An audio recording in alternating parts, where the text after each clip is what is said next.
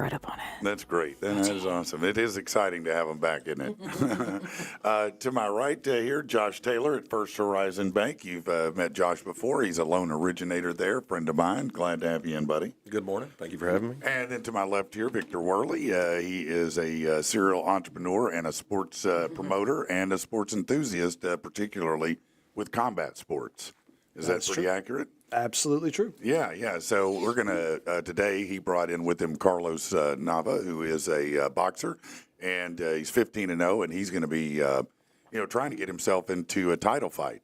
He's got a big match, a big bout coming up, and we're going to sit and talk to him about the sport and about his routine and all of that. So it's going to be really good day today.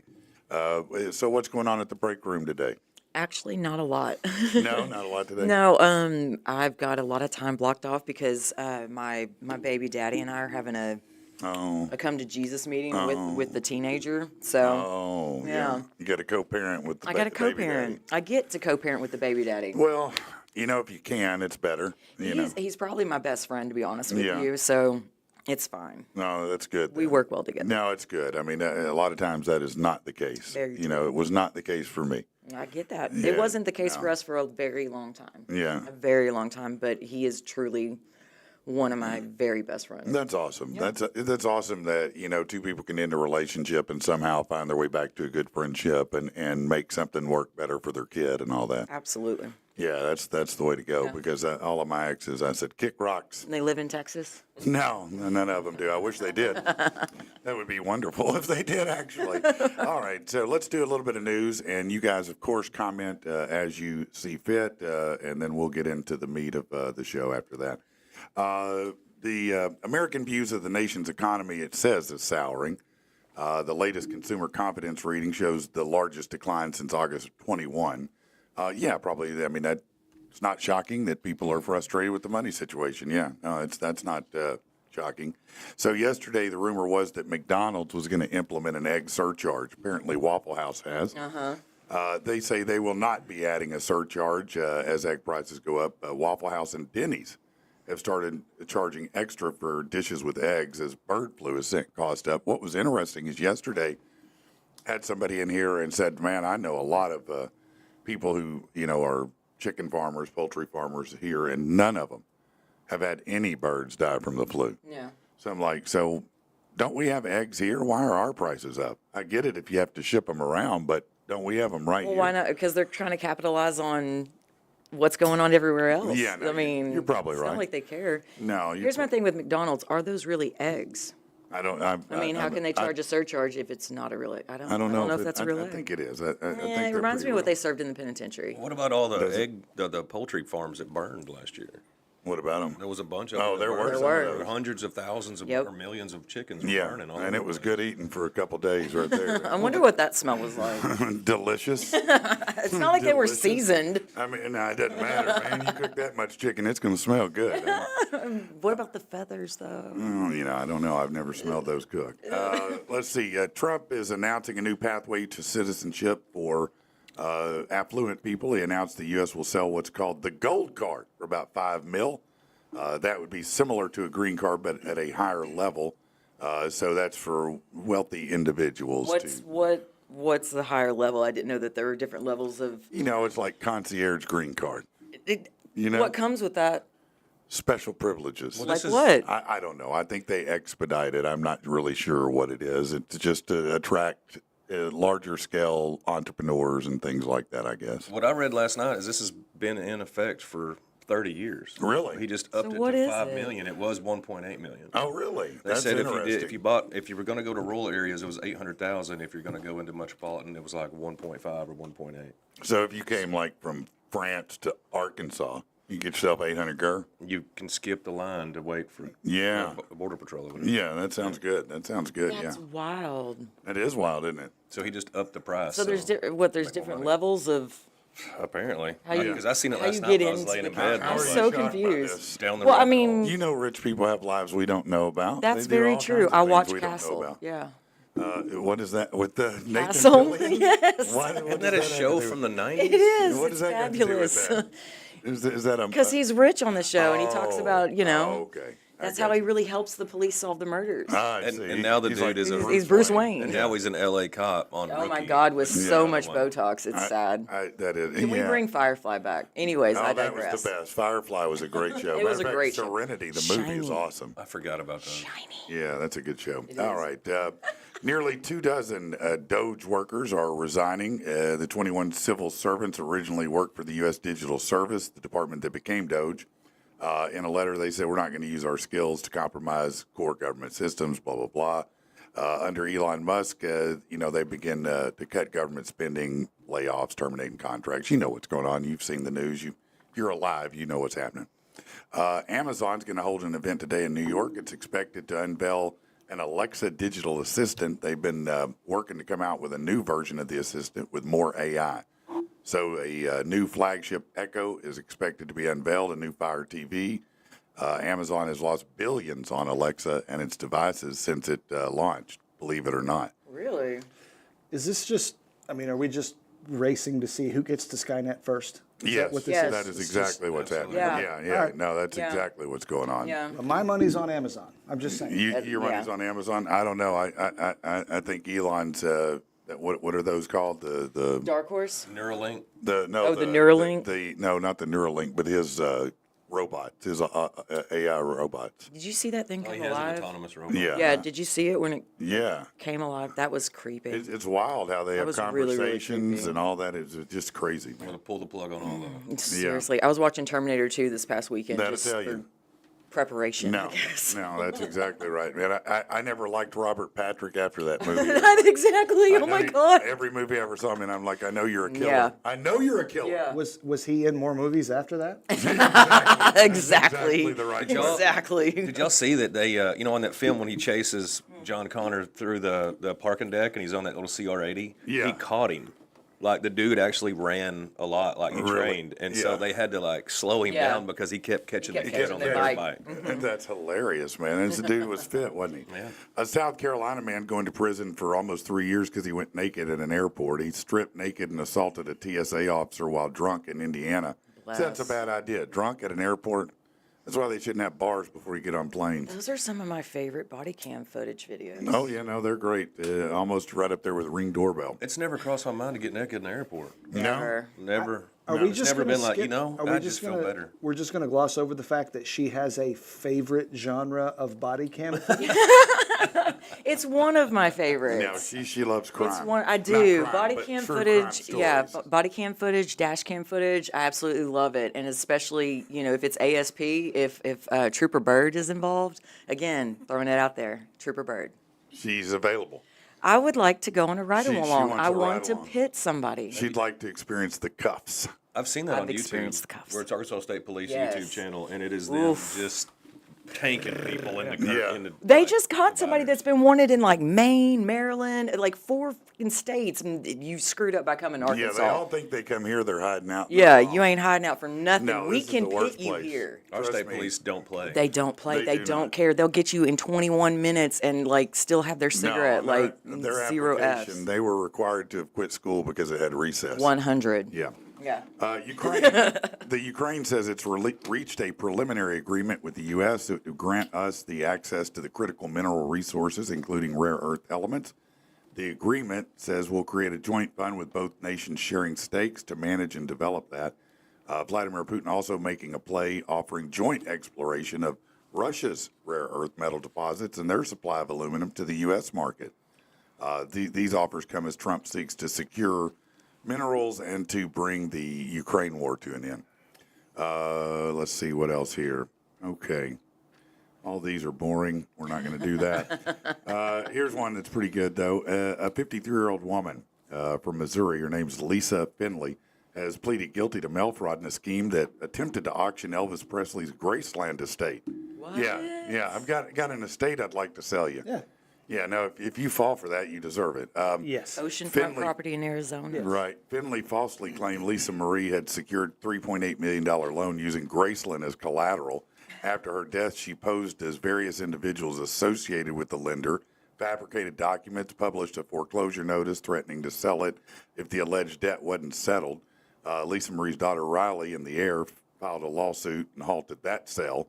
Now, instead of selling something, she's going to prison for 20 years. Yeah, sue Yeah. somebody that has pretty good wealth and can hire attorneys to defend them. Yeah, you would think that Really that's smart. not the person you want to mess Let's with. go steal from Walmart right after. Yeah, right. That's exactly right. Okay, measles outbreak growing in Texas still. Look, we know why. You have some unvaccinated people, so we just need to get them vaccinated. Arizona governor has signed an order to combat cartels at the border. Katie Hobbs signed an executive order to combat drug smuggling and human trafficking by cartels. That's good. I was glad to see that we classified them as terrorists because I think they are, and I think that we should be able to smoke their ass. A teenage. Apparently, we should use the Arkansas State Police to. Yes, to pit them first. Yeah. No, they go in like the ASP Marines. can do anything. I mean, they're like the A team. Yeah. Let's go. It's the ASP team. I mean, seriously, they can do anything. Dun, dun, dun, dun. Well, when you get pulled over by a state Sweet trooper, hats. they're not trying to really say, "Do you know how fast you were going? No. Do you know why I pulled They you don't over?" care. No. No, They say they don't license do and any of that. registration. Yep. Let me tell Yeah. you, the one time in my life, I think, twice. No, I got a ticket once, but I was driving a car. I worked for a car dealership, and I was driving a car that was traded in, and the window wouldn't roll down on it. So he pulled me over because I had dealer tags, which is Yeah. He was bored. It was end of the month quote or Yeah, whatever, he was bored. and he pulled me over. Well, I know I can't roll my window down. And I see him coming up. You opened the door? I made the mistake. You dumbass. Yeah. No, I was super young. I was in my Wow. 20s. I opened the door, man. That dude yelled at me so loud. I got in the car, shut the door, and locked it. Yeah. I was like, I don't know what this guy's about, but I'm a little nervous now. He's like, get in the car. And oh shit. I just had up the window. So when he came and knocked, I was like, no, can't roll it down. So he had to go to the other side and Thought you open were a the door. sovereign citizen. Yeah, he thought I was going to do that typical white guy Yeah. thing and go, hey, do you know who I am? Yeah. The last time I got pulled over by a state trooper was, let's see, I think 2009. It was before I went on to RCA. Thank you very much. And I was going 100 down 430, and my back was 0.24, something like that. Like, it was yeah. stupid. Yeah, It was that's not stupid. good. I was like, I can't do the test. He's You like, know, I know. It's amazing because, when I get up and I leave, 4:30 or whatever, without fail, almost every single day, and I'm not going to lie, I don't drive slow. I'm a little over the speed limit, typically. But every day I will be passed by someone going in excess of 100 100%. on the freeway. And I'm just like, wow, man. I mean, Must be nice. it's just crazy to me that what's that important? I live out in Hensley, and so I hit the Sheridan Highway to come. Oh, south yeah. from Oh, they do Concordia. cruise It that is one. green flag the racing. Audubon. Oh, it's ridiculous. No, that is the Audubon out there. It's scary. I can't get on there. I drive too slow for that, and I'm well over the speed limit. Look, as soon as the speed limit changes to 75, that means 95. Yep. Everybody's rolling. You see a donut on the drive, on one of the drive wheels. Yeah. Yes. Yeah. Yes, like on the front. That's a 35 or a 45 Yeah. mile an hour max. On the tire. rear. And Yeah. he's going 102 Yeah. on it. Oh, yeah. And you can see it bouncing.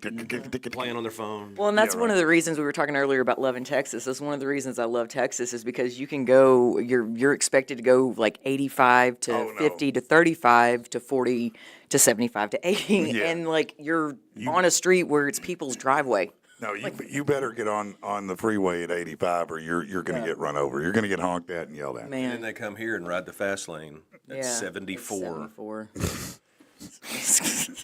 A teen in Millbury, Ohio, being hailed as a hero. He saved both his grandfather and a neighbor in a separate emergency weeks apart. He was driving his grandfather to the hospital. 18-year-old Gavin Saltman performed CPR when he went into cardiac arrest, kept him alive till he could get medical care. Just 2 weeks later, he rescued a neighbor who'd fallen and broken her leg outside on a freezing night and ensured she wasn't left to die in the cold. Wow. Yeah, somebody needs to get this Somebody's kid a going to cape. heaven. Yeah, get him a cape. A Rhode Island Good Samaritan stepping up to fight homelessness in Providence using his own money to house those in need. After a local homeless nonprofit shut down for the second time, David O'Connor started placing people in Airbnbs, hotels, other temporary housing. He's helped 150 so far. Yeah, I mean, I think that's great. This is what we need more of. People, who have the means, helping other people. I mean, Agreed. it's really that simple, isn't it? I think so. Don't wait on somebody else to do it. Just do it if you can. I can't, but you know, Well, it's maybe like one when day. we say somebody should do something, we're all somebody. Well, surely we are. Yes. Yeah. No, we certainly are. I just don't have enough room. No, right I know now. I don't. And well, I can't let you in my house. My dogs probably won't like you.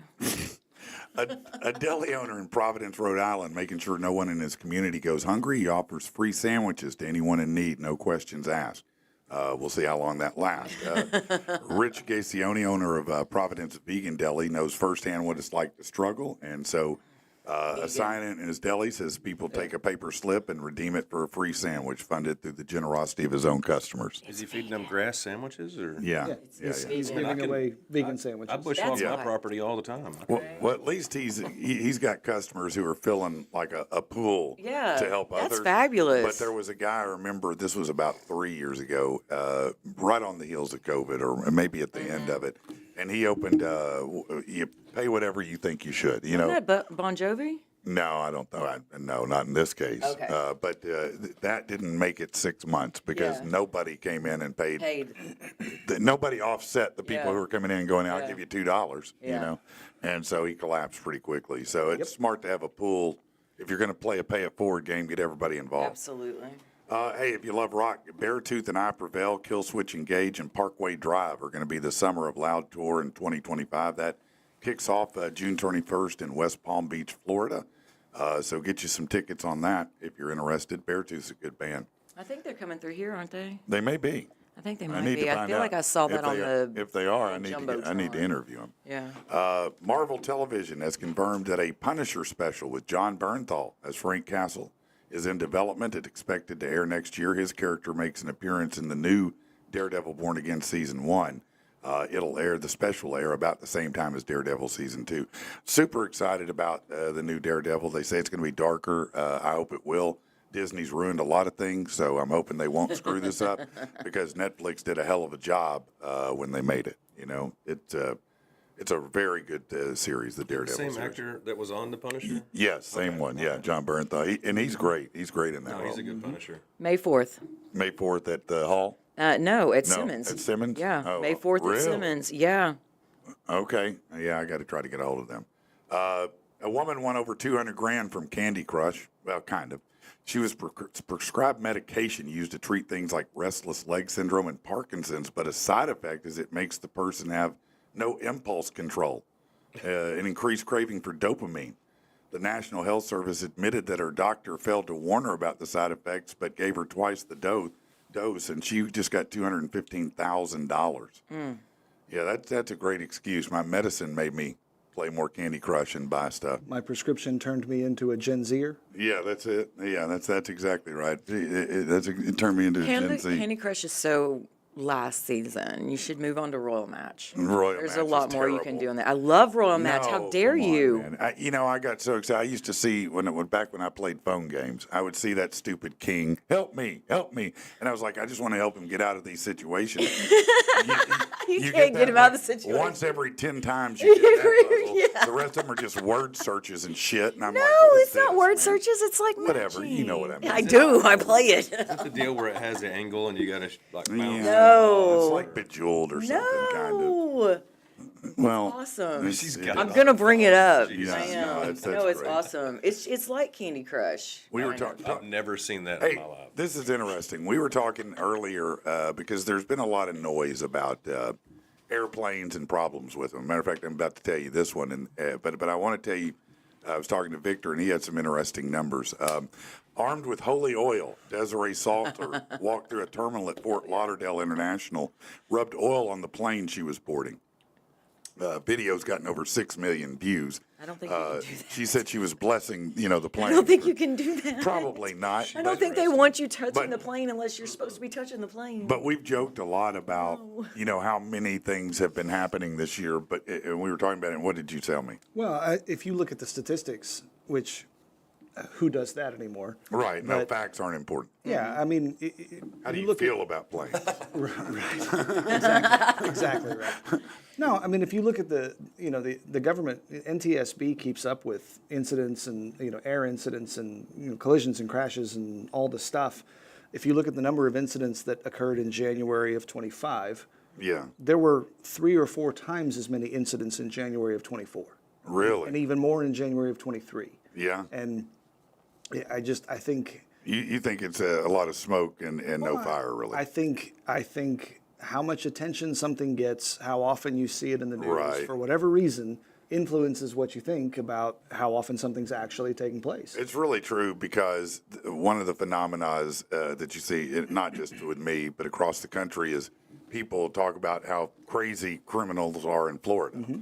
But the real fact of the matter is, and I've said it before, is Florida was the first to have all of their counties digitally report That's right. crime. And so disproportionately, they report more crime than any other state. That's right. And so as a result, you just get more news. A dude in Ohio can read a lot more news stories and a lot more digital reporting on Yeah. crime in Florida than they can crime in Ohio, California. for Yeah, that matter. that's Yeah, right. no, That's right. it's true. 100% true. Yeah.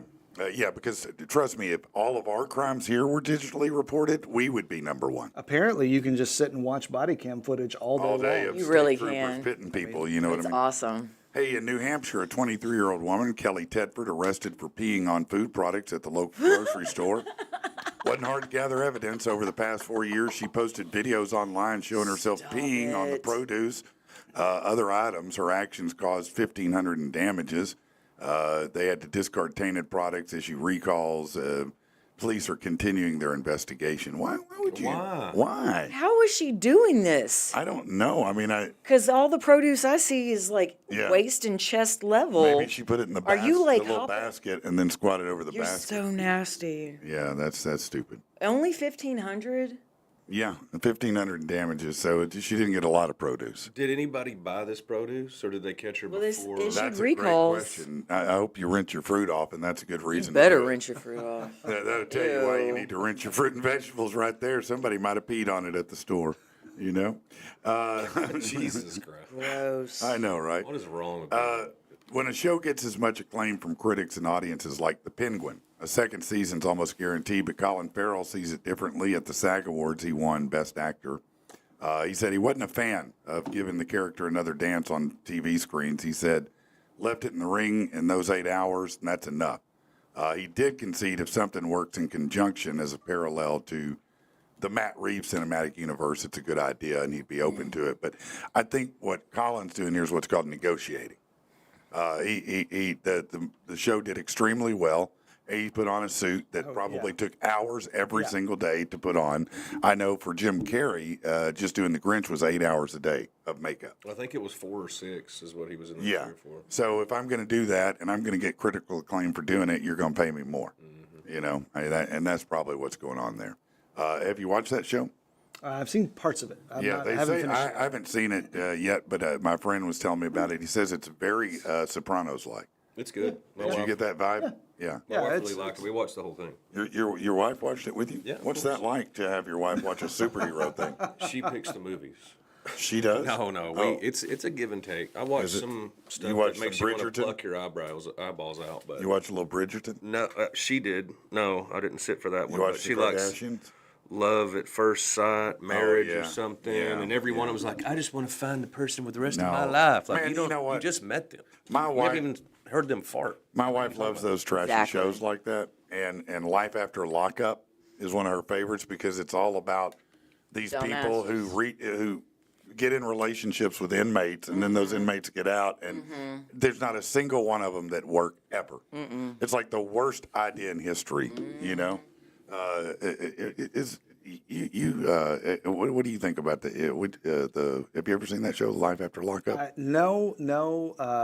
There's a lot of. My wife is a big fan of everything housewives related. Oh yeah, There's a lot yeah, of that no, at my house. I get that too. Yeah. I will admit to getting sucked into some of that every once in a while, but no, I've not seen Life After Lockup. No, that's a new one Yeah, for me. yeah, good. Stay away from it. Does your wife get upset when you come in and say, okay, so what happened? What's going on? Yeah, a little bit. You know, I try not to ask too many questions. She kind of she's locked in, and my wife is a multitasker like so many women are. So like, I walk yes. in there and she's got Housewives on the TV and a podcast playing on her phone, and she's on her computer, and she's somehow able to actually See, this is- mentally process all of This that. is a big problem for me. I got in trouble at my house because my wife put on a show. She picked the show. We're watching the show, and then she starts talking about something completely different. Now, if I don't keep up with the show, I'm going to get called out later for not knowing what's going on. So I got to keep up with the show. So I'm like, hey, can we pause this real quick? Oh, I'm sorry. Am I bothering you? No. I can't hear you and the show, and my brain's it's fragging on That's me. me and my teenager. Yeah. No, it drives her crazy. I have the added layer. So my wife is a professional litigator. Oh, So there's no arguing. You can't win. She literally argues and fights for a living. no, you're at a real disadvantage there. You have I to take a have- different tactic. Yeah, no, I don't. The tactic There is is no just tactic. there is Silence. no tactic. Yeah, just this. Yeah, No, Acquiesce. yeah, you have the right to remain silent. I will. yeah. No, that's exactly right. I have literally watched her make grown men cry. I'm sure. Yeah, that is- that's amazing. What I kind love of your law wife. is she? A criminal lawyer? She defends medical lawsuits. So Oh, if you want to oh sue, no, that's that. you want to they get sue passionate. St. Vincent's Hospital, you got to go No, through they her. get passionate, man. Yeah. That's a real deal thing there. The bad thing with that, though, is, she's constantly looking at all these lawsuits in hospitals. It's medical stuff. Stuff Yeah. goes wrong. Stuff Yeah, of happens. course. But I have learned that when I walk in the room and she goes, "Hey, come look at this." Nope. Don't look at it. No, Don't look. I don't Don't want to look. see it. I No, don't want to see the it went pictures. wrong. Yep. Nope. Yeah. Have you ever had, a friend or a family member or yourself, have something go wrong at a hospital like that? Not that I can think of. No. Yeah. Josh, you. My wife's mother was in the hospital at St. Vincent's, actually, Uh-oh. a couple years ago, and she was, I can tell you, from her staying at our house for a little while afterwards, she is one of those patients that you don't want to deal with. Yep. Yeah. But it was, whenever we went in there, she had a surgery come in, and she was just gross. Nobody had bathed her. She was Oh, my goodness. really over medicated and had soiled her, pissed feet. Yeah. Anyway, it was really bad, and my wife come home because she just went to see her mom and come back, and she said, "Well, I kind of showed my ass at the hospital," and she doesn't do that. I, on the other hand, will, because I don't care about your feelings. And so I was like, "What?" And she told me this happened. I said, "Well, let's go. Now I'm going with you." And went to the nurse's station. They got me out of there and into that room pretty quick. Talked Yeah. to the head nurse, and they got it all straightened out. And the next time we went in, there was a camera in her office, or in her room. Yeah. Hell And yeah. so we're like, of course, like I was telling my wife when we left, and I said, that was not for your mom's benefit. That was for liability. Yeah. So this way they have record of whatever the nurses are saying. Yep. But Yeah. I mean, and at the same time, like I said, she was a very troubled patient. I can No, I get it. guarantee that. But you still shouldn't let somebody No, be absolutely. laying in Well, I won't name the hospital, but my brother had a vasectomy, and they accidentally left part of the sponge in. Dude, I saw that on Grey's Anatomy. dude swole up like Elephant. he had elephantitis, and Oh my God. it was horribly painful for him. But I was like, course. you got to get a selfie of it, right? I mean, you got to get Yeah. that, right, bro? Yeah. come look at this. I mean, Yeah. yeah. Come look. Does this look infected? That should be their Christmas card. Yeah, no, it was terrible for him, though, man. What's something you've heard that went wrong? Oh God. You know what? Go ahead. I'm sorry. No, it's the stories. I mean, people do all kinds of crazy stuff. I've heard of, there was a situation where guy went in to have a leg amputated. They took the wrong leg. Oh, hell no. You're going to pay me real big. Now the yeah. hospital's in my name. Yeah, Sure, it's St. sure. Patrick's now. Yeah, for sure. Yep. Yeah, no doubt about it. Yeah, that's wild, man. Yep. It's It does happen, doesn't it? Yeah. I mean, I think, a hospital is a business. It's run by people. Yeah, mistakes happen. Sometimes things happen, but also it's medical. Sometimes everybody does everything exactly right, and It bad still goes outcomes wrong. still Yeah. take place. No, Yeah, that's true. Unfortunately, sometimes People just, grandma doesn't make it. No. I hate to say that. No, that it's sounds true, terrible, but that's part of it too. Is people are in an emotional state. Yeah. And, yeah, everybody Looking to blame. looks to blame. Yeah. That's right. Well, I mean, at the same time, it's like you can take an Advil and I can take an Advil the exact same manufacture date, and it'll affect us differently. Yeah. Could So, I be. mean, we yeah. all have different chemistries. Yeah, that's true. That's very true. We talked about this last time I was here. Yeah. I'm allergic to fruit. So Yes. Yeah. yeah. So he has a rocking case of scurvy today. Well, that's why my oranges. But I have had scurvy actually in the past. I know you My, told me my that. orange is in my purse. I did not bring it out or anything. So Yeah, don't cause him to have an allergic Is it reaction. the sugars? Do you know exactly what? Is it the sugars? I got the Because sugar. Some sort of weird. natural I'm sugar kidding. in it. I'm Yeah, kidding. it's some sort of weird reaction that they basically have just said, just take supplements and don't. Yeah. don't eat Can you fruits. pick? I'm going to go into this. I'm sorry. Can you get a green apple off a tree in your yard and it not affect you versus going to the grocery store from the glyphosate? good point. Yeah. That's crazy. I heard someone tell me the other day, as a matter of fact, it was Kerry here. He was talking about pasta, and he said that he started buying pasta that was not made here. Yep. Because you think about Italians, they're not fat people. Nope. If you look, I mean, except for in mob movies, you know, otherwise they're really not. And and they eat a lot of damn pasta, and you're like, well, how can that even be? You know, and Kerry said what he had learned is that they spray those, what'd you call them? It's glyphosate. Glyphosate Monsanto Corporation. on the pastas, and that is what causes that retention of all I that. can tell you, my wife and I spent 2.5 weeks in Italy last year, Yeah. and I ate all the things that I cannot eat here, and And it was fine. completely different. Man. Yeah, that's Completely it. You can different. eat a whole plate of pasta, not feel swole up, not feel bloated, not feel terrible. Yep. And I'm like, well, that sucks for us. I mean, what's going on here? You know? Go to the grocery store and try to find a flour that's not enriched. Bro, seriously. Every single What one. do you 'cause want? I've gone You down want there. broke flour? I want it to be like I do want broke flour. I wanted to buy a grinder for my KitchenAid mixer where I can just buy whole grain. That got a makes grinder. sense. I believe that. I I got do a meat too. grinder, but I don't have one. Oh for- no. No, I've got a mine different kind of grinds grinder. flours. Yeah, same. There are a lot of benefits to being a Costco member, including getting a discount on a new Corvette. Currently, We talked about yeah, Costco can take Stop it. advantage if you're a member of the 2025 Corvette LT and E-Ray Hybrid.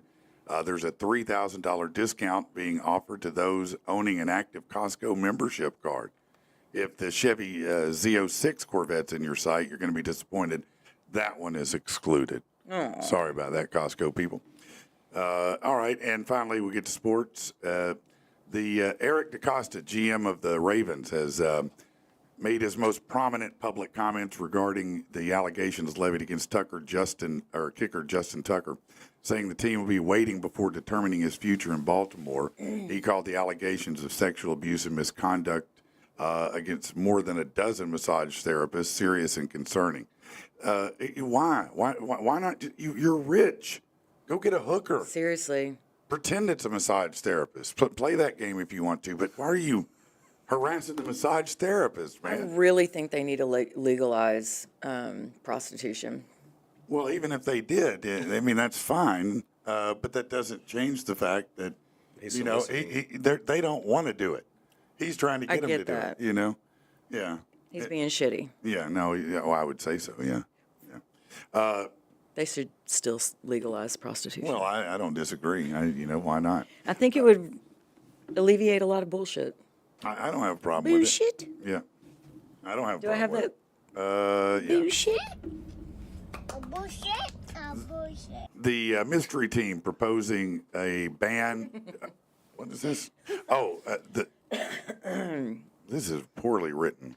They're trying to ban the tush push from the Philadelphia Eagles. The Green Bay Packers are pushing for that. The NFL's Packers. EVP of football operations, Troy Vincent, chose not to identify the team, but the Packers GM owned it.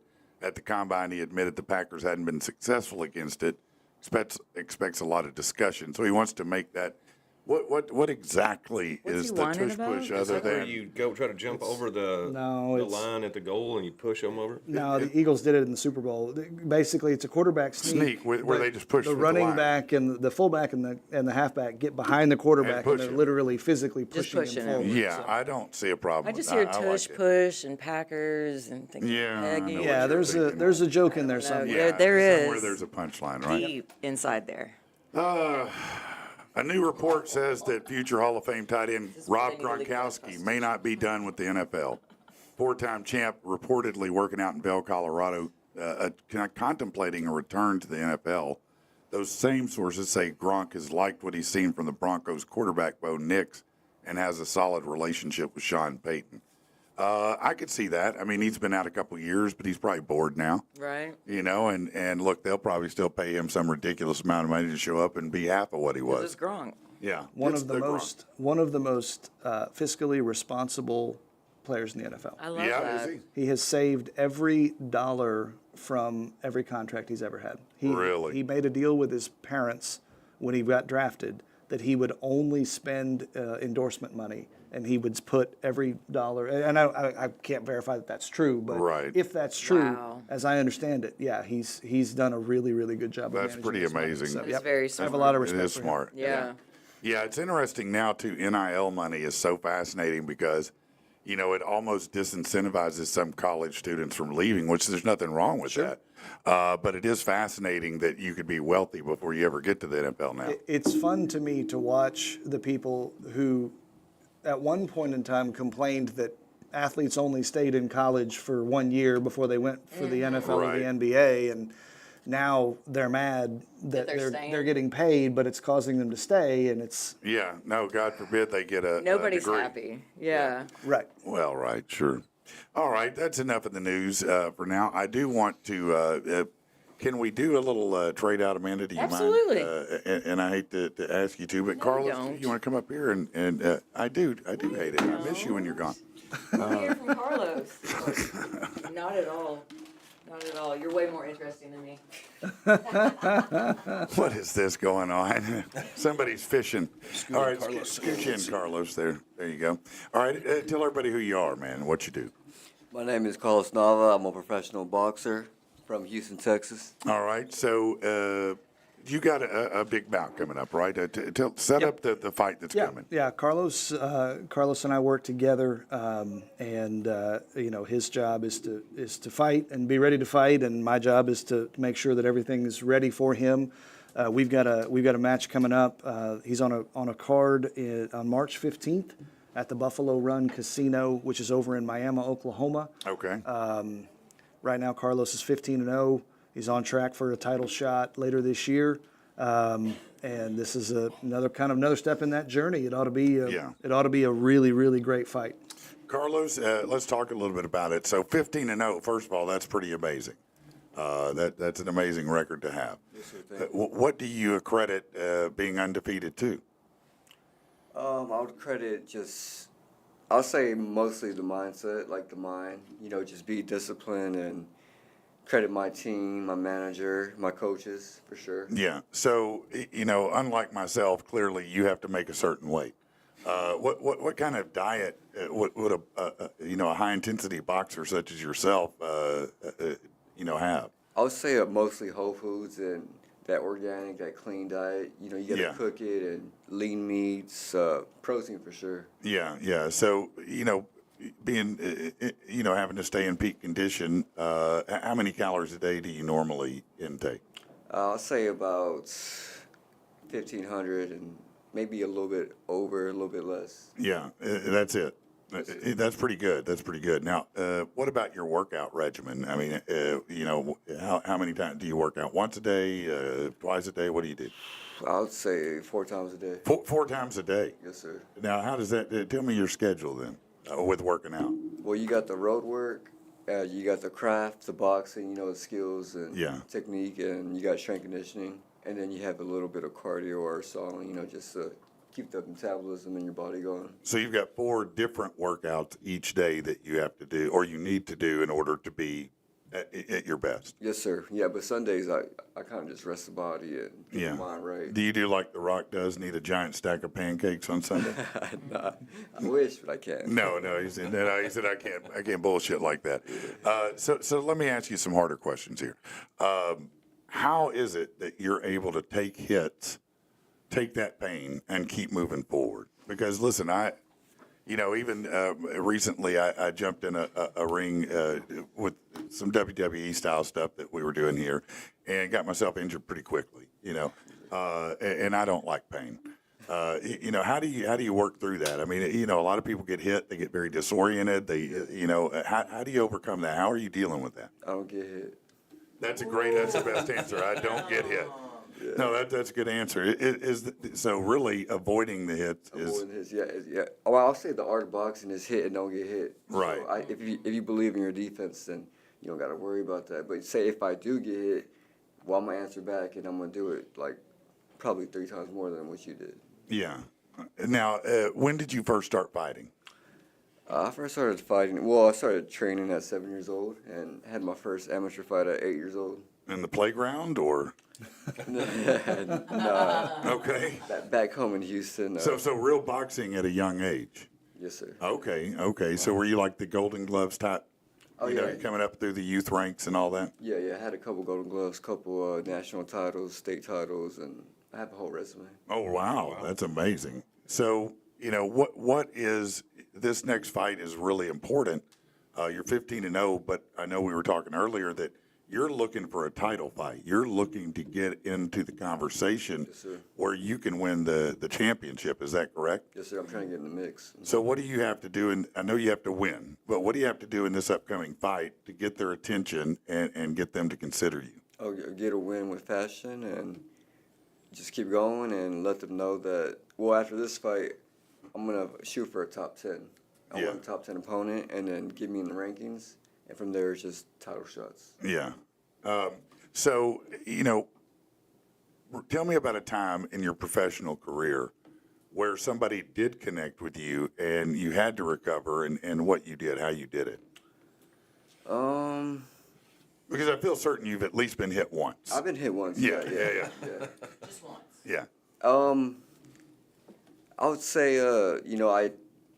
if I got hit, when I did get hit, I kind of put that in my mind, like, all right, I got hit, but I'm not going to just jump and let my emotions get in the way, you know? Right. I'm going to get it back, but with precise moves. Kind of like playing chess. Yeah. Yeah. Now, when you fight, you know, when you prepare for a fight, obviously, I would think you scout the opponent, you look at tape, you look at footage, you look at their habits, you look at their stances. Is that what you do? You evaluate it and try to find the weakness you can exploit? Yes, I'll see what flaws he has, and I'll try to figure out what he's good at, and so what to look for, and what he's going to look for. So I'm kind of like on offense, defense, all around. So, you know, if you're 15-0, unless you're just fighting nobodies, and I'm sure you're not, there's something going right there. What is it in your fighting style, your ability, your skill that has you undefeated? I think I have a lot of attributes. I got like, I have fast reflexes. I have speed. I have power. I have the mind. I have the aggression. I have the game plan. I have the coaches. So I have the whole package. Yeah. Can I jump? I'm so sorry. No, please. I'd love to hear. Because, and I say this, knowing Carlos as well as I do, he is so humble that I will say this for him. I've never seen an athlete. I've been around a lot of professional athletes, Yeah. and I've never seen an athlete that is as consistently disciplined as Carlos is. He's right. He's fast. He's strong. He's smart. He has all these natural gifts. Yeah. And there are other people that have natural gifts too. Sure. But when he steps into a ring, he is more prepared and more disciplined than any athlete I've ever seen. And you know, right now he's preparing for this fight. He's been preparing for this fight for weeks and weeks and weeks. He is on target to make weight. Some of these guys, you know, we talked about it earlier. You see these fighters they have to drop 25 pounds in 7 days to make weight for a fight. They're crying in the sauna because they have to spend that's 8 exactly hours right. there to cut weight. That's exactly right. He has a 6-week plan A regimen. to gradually work himself down to weight. That's almost unheard of nowadays. And I would say this, and in boxing in particular right now is filled with these huge personalities, and you get these guys that are using social media to make themselves these bigger than life personalities, and that's not Carlos's style. You know, he lets his work do the talking. 100%. That's exactly right. So forgive me for cutting you off, but that's really the difference. Yeah. So, you know, what do you hope, over the next 12 months is going to happen? What's your expectation of what's going to happen with you and your career in the next 12 months? I expect it to really bloom and really flourish, and for sure want a title. So I'm gonna get it where whoever it is, I'm gonna get that by 12, 6, 12 months, doesn't matter. What kind of what boxers who've come before you have inspired you? I would say Mayweather, Sugar Ray Leonard, Tank. I'll give him his props. I like Tank. Tank Davis? Mm-hmm. Yeah. Floyd Mayweather, I enjoyed watching him fight as a young fighter. I do not enjoy him fighting now, but I will admit he's a technical genius. Mm-hmm. He knows exactly how to maneuver in the ring to secure the number of hits he needs to get the technical win every time. Are you more of a technical style Mayweather fighter, or are you more of I'm going to knock you out fighter? I think I'm a mixture. Yeah. Mm-hmm. Do you remember the first knockout that you gave? Yeah, it was a pro debut, my first fight. Your very first fight, you had a knockout. That had to be kind of a moment where you just go, yeah! It's one of those you're just yelling, and it just it's primal. It felt good. Yeah. Yeah. What round was it? Third. So it was pretty early on in the fight. Yes, Yeah. So what did you catch him with to get the knockout? I think it was left hook. Yeah. Yeah, to the temple. Mm-hmm. Yeah, and just boom, night. Yeah. Yeah, man.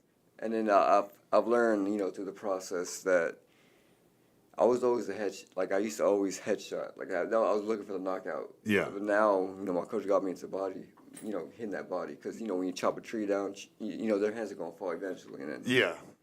Well, if you weaken the body, then they're going to lower their guard, and it's going to open it up, right? And I think body shots hurt more than. Yeah. No, they typically a headshot will disorient you, but a body shot will just take you down. Yeah. And it takes the power out of them as well, right? Yeah. No, it certainly eats the power, and you can see it when they take that hit. You can see the change in their eyes. Oh, yeah. You know when that happens. So can I ask a question? Do you mind? Yeah. No, please do. So in doing the 6 weeks leading up to your fights, right? So you're watching your diet and counting your calories and stuff. Do you notice you've got more? As a promoter, do you think you got more gas in your tank by doing it that route instead of just trying to cut so much before the fight? Yeah, I would say that it gives you more of a, you're kind of saving that tank, and you're not killing yourself. Right. Because I feel like if you do that weight cut at the end, 15, 20 pounds, you're not going to feel the same come fight night, Right. performance-wise. Might make your abs look better, but it's not going to make you feel better as cutting it little by little would. And the other thing that happens that people don't think about is that 24 to 36 hours from the weigh-in to the fight is if you are gradual as you come down, you don't have that huge snap back. A lot of these guys, they may actually hit whatever it is, 130 pounds. But they're going to at the bounce weigh-in, right back. Yeah. But they're 155 by the time the fight happens, and your body just can't. Your body can't adjust. To Right. That.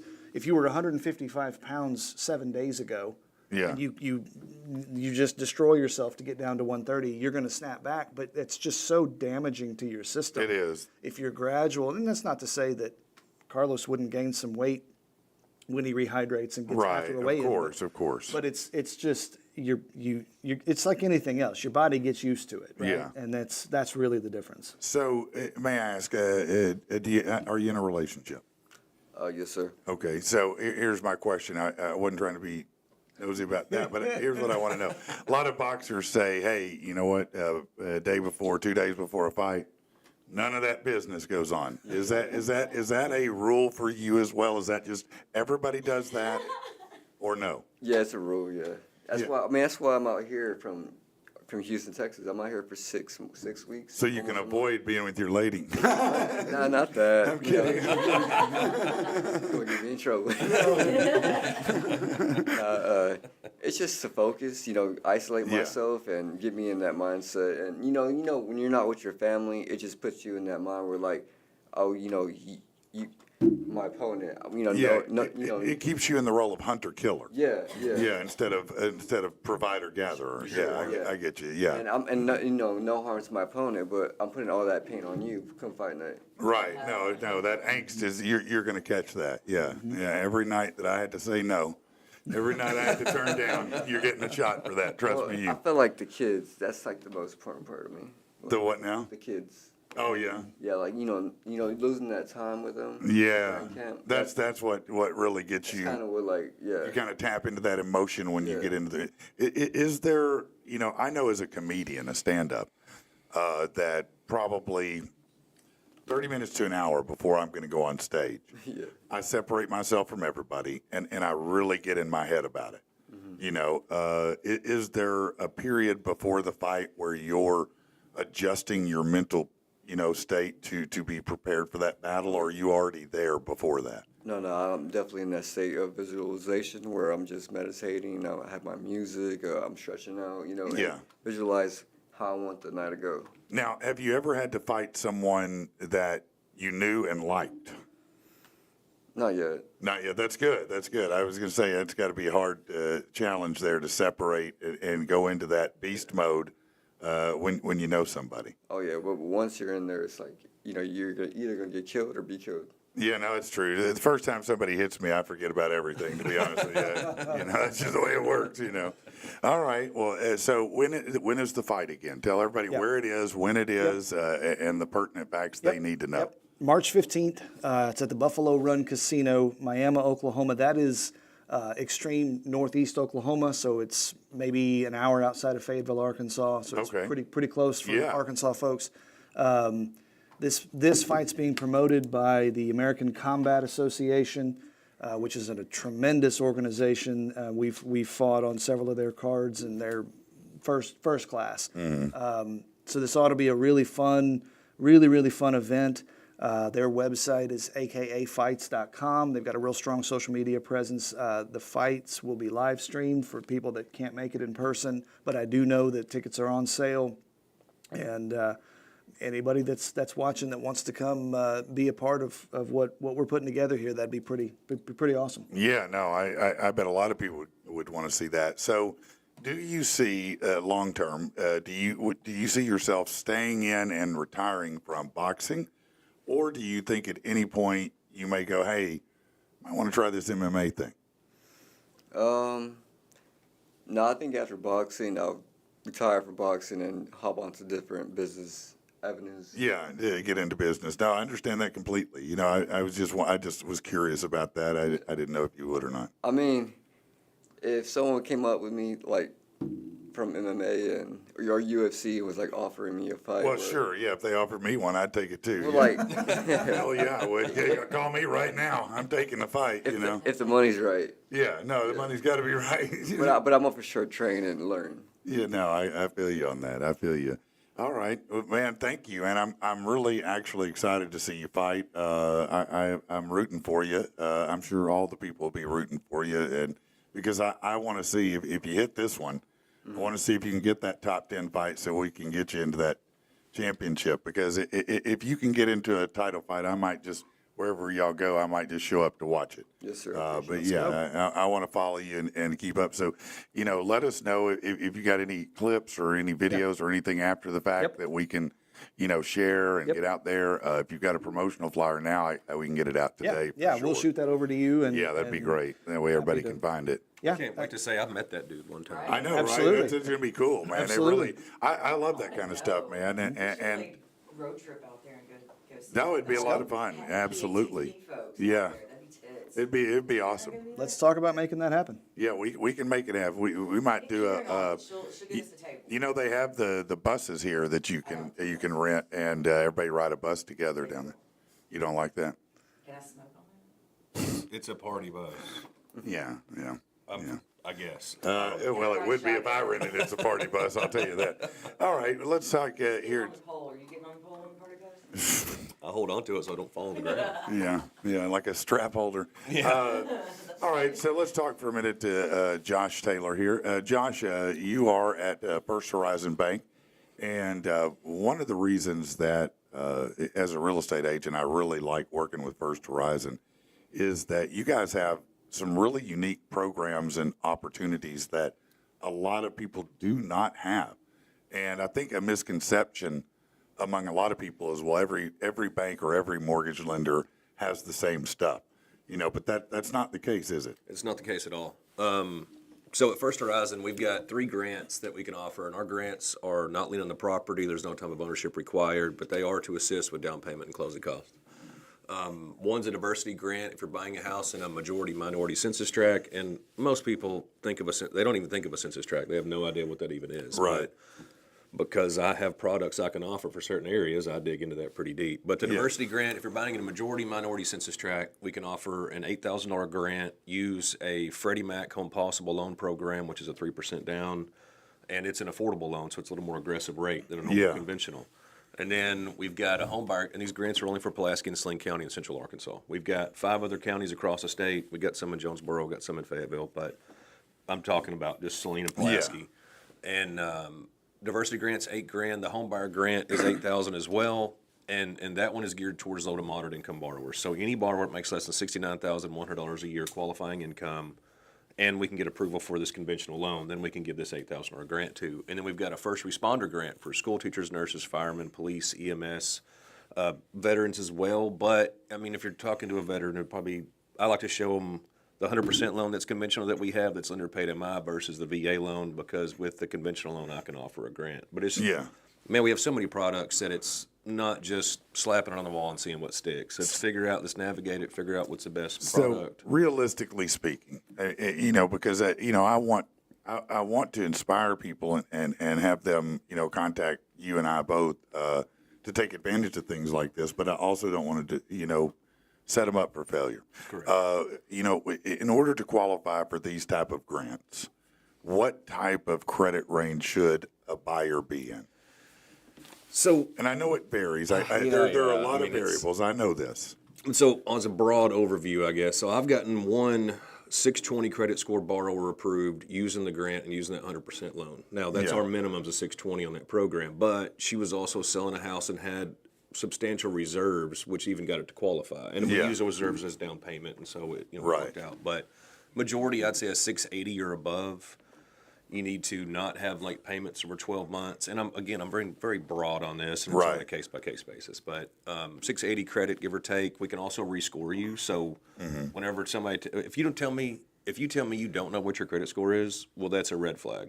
I want you to download a credit monitoring app so you can tell me what that says without me doing a hard inquiry on you. Because if you tell me I don't know and then you won't download that app, I'm not telling you I won't pull your credit.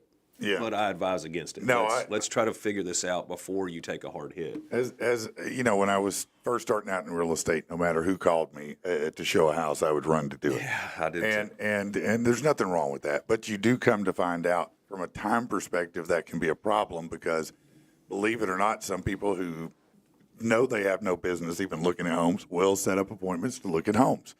And, they live in this really unique space in their head where they think, well, somehow I'll get approved if the realtor likes me or something, and I'm like, no, you won't. So now I do qualify that before I do it. But yeah, is 680, when you say 100% loan, what does that mean, Josh? So it's $500 down payment, right? So it's a minimum injection from the borrower, $500. So when you pay for your appraisal, that will cover that. But you still have closing costs on top of that, just like a VA loan or rural development. Sure, you absolutely. have closing costs, which consist of title company fees, our fee, whatever. But it's a conventional loan. It's a portfolio product. Means the bank doesn't sell it. So that's why we can offer that, because that goes against Freddie and Fannie guidelines as far as 100%. Yeah. They want you to have at least 3% down. Yeah. But it's a good product. It's conventional. So that's a lower moderate income program. But if you're buying a house, I know I'm going to get lost. If you're buying a house in a moderate or low income census tract like Walnut Valley, where the tornado come through last year, that's a moderate income census tract. Oh, so really? I can offer that 100% loan with the grant, and there's no income cap. That's pretty amazing, because actually. of the census tract itself. And then a lot of downtown, has that same kind of program. And again, I'll remind you, he's using the word grant. And if you don't know, that means it's not something required to be paid back. It is a one-time gift the bank provides in order to help you purchase a home, and it's a pretty aggressive product, I'd say, in the market. It is. It's part of our CRA program, which is Community Reinvestment Act. That's how a bank verifies that they're doing business with low and moderate income borrowers around their branches. Yeah. And so that's why we can only offer this in Pulaski and Saline County, because that's where we have branches at. Now, let me ask this too. I know that the city of Little Rock has some programs where they also offer some grants. They do. Is It's it on their possible- houses that they work on and bid. Yeah, okay, so it's not one where you could find a way to combine the two and get both. No, you can't do both. But we No. have, like most banks, I know I had it when I was over at the mortgage company too. Yeah. It's called a VLIP, very low income. So I don't know what the P stands for, but it's a $2,500 grant that you can stack. with Okay. it. So I mean, I've done the 9,000 or the 8,000 plus the 2,500. 2,500, yeah. And like I had a kid a few years ago. He was on disability, and I'm obviously not going to tell his personal information, but he was on disability. Got a check for it. Was moved here from another state, and then had a roommate with him. And I don't know what happened there, but the roommate moved out. And then the realtor that recommended me as for his funding, she sent me a screenshot that his house was listed. He didn't even make the first payment. Yeah, And so before I ever called him, I went on the rabbit hole internally and made sure that we weren't going to try to claw that back out of him. And Right. we didn't. I just couldn't use the grant or that product again for him. But before I stressed this kid even more, I called him. I was like, hey, look, you're fine. You don't owe us anything. But all right. So, Josh, let's say that I'm thinking about buying a house, and I know I have credit issues. Okay. So I'm a year away from what I want to do. What steps should I take? How should I, what's the path to follow? How do you start that process? credit cards matter a lot because a credit card's not tangible, right? If you Yeah. don't pay on your card, they'll come take your car, house, whatever. Both. Right. But if you don't pay on a credit card, it just ruins your credit. And Yeah. so the first step I'm going to say is get your stuff current. If you've got $150 that you owe for AT&T, pay it off because you're just fighting for nothing. Yeah. But do it. Go get a secured credit card. If Capital One won't give you a $300 card, get one from U.S. Bank or My Bank or Bank of America. But it's going to be like a debit card. You put Yeah, $500 you put on it. in there, and they give you a credit line, Right. but it reports and it helps you establish a baseline, right? It does. But I mean, also, you don't have to wait for your credit card to report on the 25th of every month. Whenever you use it, like I use a credit card for everything, and then I pay that every month. This way, when I stick my card in a gas pump, my debit card information isn't going in it. Because, if somebody steals your credit card, you call the company, they immediately refund all that. Right. Your debit card is a little more of a hassle. Yeah. But I tell them, put gas in your car. When you get back in your driver's seat, pay the card off. Yeah. Go buy groceries. You get back in the driver's seat, pay your car off. Or, and so that positive use of credit within 6 months, you can boost that thing 50, 60 points. I've seen Really? it. Absolutely. That- and then, that I have quick, 7 yeah. credit cards. I carry balances on 2 of them. Yeah. One of them's for travel, one of them's just for our daily stuff. But having just credit I've had line 7 being out credit there, cards in my life. well, they stay in a drawer for a reason. Yeah. But I did know somebody who put their credit cards in water and froze them in the freezer, and they could only get them if they thawed them out. get that couple of hours to think about it. It's probably not a bad idea. Yeah, it's like break ice in case of emergency, But I recommend that credit card thing very regularly because it works. But we can also rescore you. So if somebody tells me they have a 640 and I pull it and they've got credit cards and they have the availability to pay that down below 30%, that'll Yeah. also boost it. Yeah. And I can rescore somebody in 3 or 4 days. But it is on a case-by-case basis. There's no blanket statement that I can tell you that we're going to do this and you're going to be fine. You Yeah. have to put in the effort. And it's super hard to find out if you could be approved with you, right? Just give me a call. I mean, No, pretty- it's pretty really not. It's simple. pretty Yeah. fast, isn't it? Yeah, and I like to say that A lot of people think it's when you first go to get a pre-approval that you're going to have to bring every document you ever had in at that moment. I want you to upload it to the app anyway. I mean, I'm sure you want them to bring it, but I'm saying, but you can actually talk to them on the phone, get them Absolutely. pre-qualified, Yeah. determine if they're a viable candidate at the moment, and help give them guidance if they're not. right? absolutely. Yeah, we'll have a conversation. And if you tell me you don't know what your credit is, you don't have a credit monitoring app, that's when I'm going to give you some homework to do. And then call me in a couple of days when you get this together or in 30 minutes, whatever. But, man, if they get an app done, I try to jump on it and be back to them in an hour. Because realistically, it takes you 15 minutes to pull credit, look at the documentation. But I'm not going to give you a pre-approval without looking at your pay stubs and bank statements Right. because I don't trust anyone. I've been burned, and that seller who you're trying to make an offer on that house, they need to know you have an accurate approval letter. Right, too, absolutely, Because the ripple they do. effect of me not doing my job is multiple families that are going to be, this Yeah, loan. absolutely. So Tasha said, as soon as my boyfriend got his house, his mortgage company changed from the one who approved and got him in the house. Is that normal? It's very common. Yeah, we sell about 40% of our, and I'm throwing a number out. We sell some, but a mortgage company in particular is probably not going to hold the note on that. They're going to sell it. But Penny Mac, I mean, there's a ton of these bigger companies that you can get an app on your phone. You can pay your mortgage just by, linking that stuff up. So do you want to go online and have to log into something each time, or do you want to go do an app? So the bigger companies aren't bad, but another piece of advice that I'm going to tell everybody is when you buy a house, if you switch your insurance provider, introduce your agent to the service provider, to the mortgage company. Because if you don't, they're going to show you don't have insurance. They're going to force place insurance on you, and it's going to be cost more and be less. 25% higher for sure. Now, somebody said, I fixed my credit with a Discover secured card. Now I have 5, and all of my utilization stays below 30%. That's what you're supposed to do. Yeah, But why wouldn't you just use one? Why wouldn't you keep zero balances or $10 on the other ones and just use one credit card?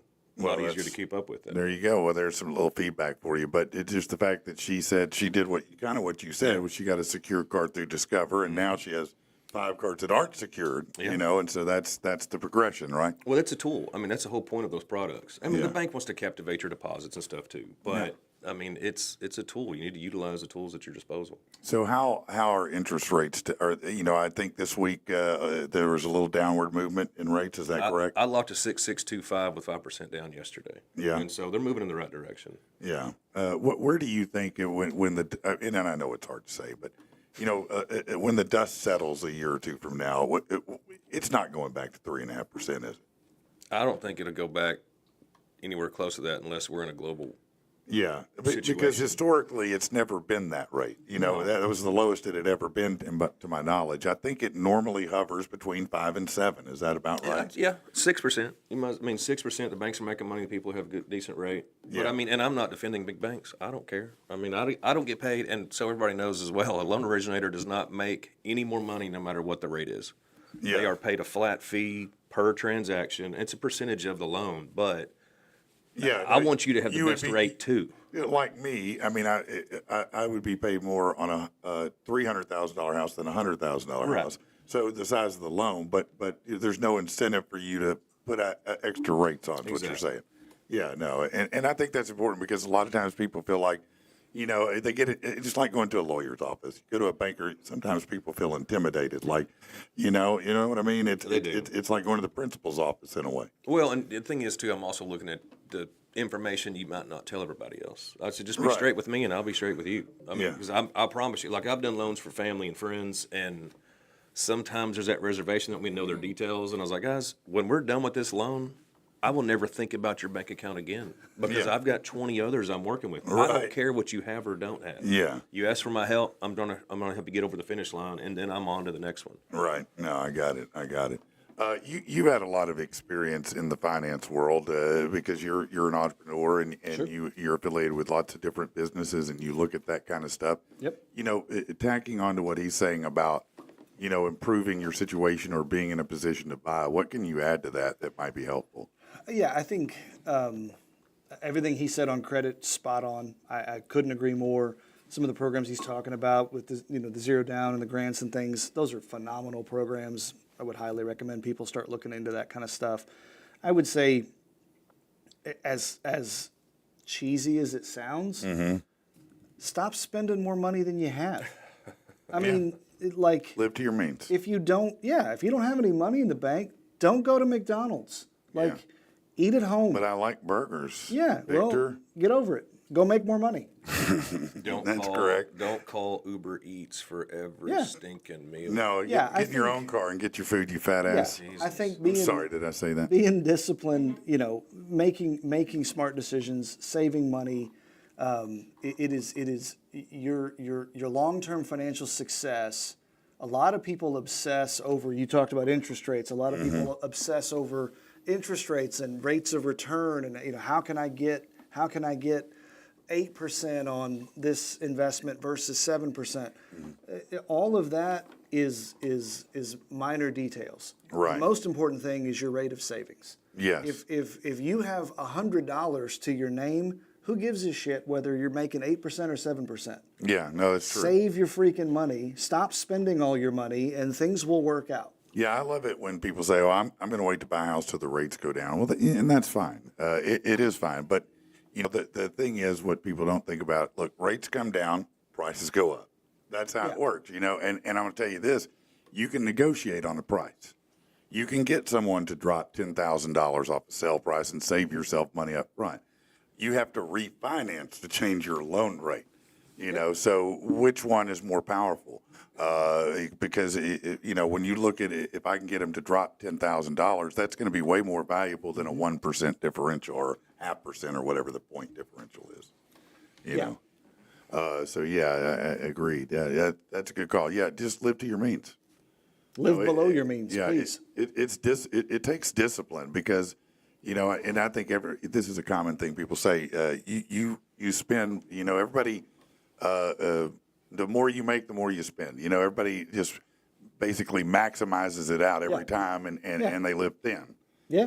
And to your point, we should all probably learn to live with less. Yes. Well, and I think that it's probably off the cuff, but I don't think that normal people are designed to spend $1,000 a month on a car. No, I can't tell you how many times I pull credit and they've got $1,000, $1,200 a month truck payment trying to buy a $150,000 house. It's going to be really close to what the truck payment is, and they can't because of the vehicle. Right. Yeah, and I struggle with that $1,000 a month thing. When I went to buy my vehicle, the last one, I was like, listen, I need a payment to be around $350, $400. I don't want it to be more than that. So what do we got that's going to fit in that ballpark? And they looked on the back of the car. That's right. No, I went to Fitz Auto and they did me right, and I got a very nice Ford Explorer. But I could have bought. There was no vehicle on the Fitz lot that I couldn't get if I wanted it. I could say, Mark, I want that one, and he'd go, okay, because I bought 7 vehicles from him. I've been their spokesperson for 15 years. They know me, But I also know I don't want to be a complete fool. Just because you can doesn't mean you should. But I feel like this should start in high school, whenever Yes. people are young and stuff, and that's You're what right. they don't get. No, and man, Carlos, that is so wise and savvy because I agree. One thing I preached for a long time is I think the senior year of high school is the biggest waste that's ever been. I think that they have you come and take a bunch of extra classes just to stack them on, but what they should be doing in my mind is life preparation. Yes, sir. How do you balance your checkbook? How does car financing work? How does home financing work? What are credit cards? How do these things work? How do you apply for a job? How do you do a resume? How do you advance? Here's what taxes are. Here's something that's a legitimate tax write-off. Yeah, let's look at college. Let's look at trades. Let's look at all these different things. The senior year really should be a life development skill because let's be honest, a lot of our parents didn't know. Look, my parents were broke dicks. I love them, but they were. They didn't know what they couldn't save money themselves, much less tell me how. So I didn't come out with a good. So if we package that there, in a universal way, like you're saying, then everybody could benefit. But you know what? They don't do that because guess what? Early on, they make a lot of money off our stupidity, don't they? Well, and I've called schools to talk to the principals to try to come in and talk to the seniors, and just like one day a month here or there. And I didn't get any positive feedback out of it. It was just hoop after hoop. Yeah, I'm not trying to charge you. I'm not doing anything other than just trying to come in. Yeah, they make it challenging at times, but yeah, I think we need more financial literacy in our lives. I think that's probably the term I would most use, financial literacy, and I think that's what you're talking about. Is you get out here and you don't know. What it takes to buy a car, what interest is, or anything like that. Make a whole generation be more fiscally responsible by throwing some of this stuff in. My senior year was I got out at noon every day for work study. Yeah. And I was definitely not working. I was messing around. And let me, I agree with everything you just said. Yeah. But I will also add that those people who have, if you're 25 years old and you didn't get that education, go get it. It's on you. No, that's true. Like, ignorance is not an excuse. And I will. Let me piggyback on that even a little more. It just like when someone says, "Well, I can't get a job," I don't buy that. Number one, there are plenty of jobs. But having said that, it's just like, well, I don't have the means to change my career. You do. Now more than ever, there are more resources out there for free schools, free training, all of these different things. Do what? We just talked about one on Monday. Yeah, we were talking about that. But Goodwill, it comes to mind. They have a trade school. They have an adult high school right here in Little Rock. A lot of people are unfamiliar that you can go there and get a trade and multiple trades and do it for nothing. And you know. daycare vouchers and all kind of stuff to help. Yeah, no, there's so many different means to do it, whether it's through a traditional, loan or grant or Pell Grants or, programs that are out there. Look, there is no shortage of funds to get you into a new career if you want it, but you have to open your eyes and look for it. Well, and let's face it, you can learn 80% of most college degrees on YouTube nowadays. No, that's true. That's very true. And again, while I appreciate geometry, I don't use it that often. And what I do use is financial literacy to pay bills, finance things, do things like that. And I would rather see kids do that than take trigonometry. I mean, look, if you want to be a math genius, that's great. Go do it. I applaud you. My brother's a math genius. He went and studied chaos at the Nuclear Institute in Oak Ridge, Tennessee. I thought that was some shit they said in Jurassic Park. Didn't even know it was real, but it is, and he went and studied it. Algebra was that was the end for me. He studied chaos and you caused chaos. That is correct. I'm an agent of chaos, and he studied chaos. That is correct. That is right. Speaking real quick, I just want to mention Fitz Auto. They are late models. They're low mileage vehicles. They've got every kind of vehicle you can possibly imagine. They've got some really cool motorcycles. Right now, they have a 2008 trike. It's a Honda GL 1800 with only 20,000 miles on it. They got a Volkswagen Jetta. It's a 2020 with 30,000 miles. A Nissan Kick SR with 20,000 miles, 2020. Look, these are late model. They're low mileage vehicles, but just like we're talking about, if you're in the process of trying to turn your credit around, but it's not there yet, this is the place to go. They're not going to charge you high interest rates. It's a buy here, pay here, but they report to the credit bureau, so that reestablishes you in a positive payment scenario, and that matters a lot, doesn't it? Absolutely. Yeah. So Fitz Auto is a great place to go. Check them out, 8421 Stagecoach Road in Little Rock, or go to fitzauto.com and check them out there. You can even get pre-qualified without it hitting your credit on their website. Yeah, I said without hitting your credit. They can actually pre-qualify you before you ever get there. So you don't even have to waste time. Just go fill it out. Takes 5 minutes. Boom, they'll call you, tell you what you got. And if you go over to fitzauto.com, you can see what they've got, what the prices are, all the pictures of them. Every one of them have that's my phone. Every one of them have 30 pictures with them. So they're very, very thorough there. And they've been around a long time, almost 40 years, family-owned business. Same folks there. They're good people. Go check them out if you can. Anyway, so Victor, what's next in your world for combat sports? So, obviously we're laser focused on this event, March 15th. After that, we're hoping to line up another fight, as Carlos said, with a top 10 opponent. And then after that, we start really talking about a potential title shot. Title shot, yeah. There's a handful of current belt holders in his weight class that we'll be starting to look at. We've got some other events, some large scale events we're talking about as well. Nothing that is locked in yet. Yeah. We're very excited. Arkansas is such an interesting place. Arkansas doesn't have a professional sports team, a traditional NBA, NFL team, but I'm telling you, there are some amazing combat sports athletes in Arkansas. There really are some real talent here, and unfortunately, we've got some. We haven't had platforms that are as big as I would like to see, and what we're trying to build up to. Right. I really think Arkansas has the potential. I've said this before, to be a real hub for combat sports. You've got all the elements, and you've got it could be a legitimate stop on a route to a championship belt. This could be a legitimate place to come do fights and make it a circuit. That is exactly right. Yes. Yeah. So by building it out and getting more attention and bringing these fighters together, we can build it up. Yes, 100%. And it's not just combat sports. I mean, I think unfortunately the secret's starting to get out. It's good and bad. But there's a lot of talent in Arkansas.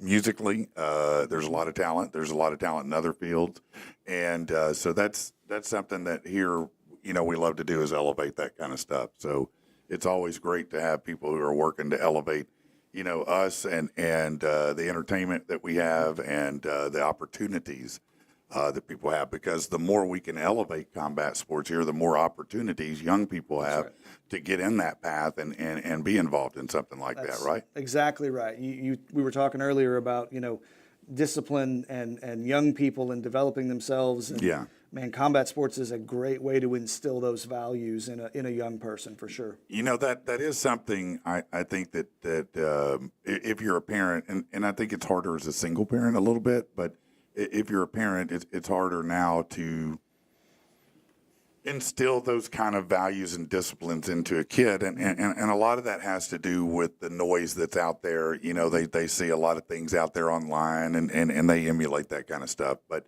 if you get them into a program where combat sports is involved, it instills discipline, it instills honor, it instills duty. A lot of, honestly, the same characteristics you might find in the military or scouting, things of that nature.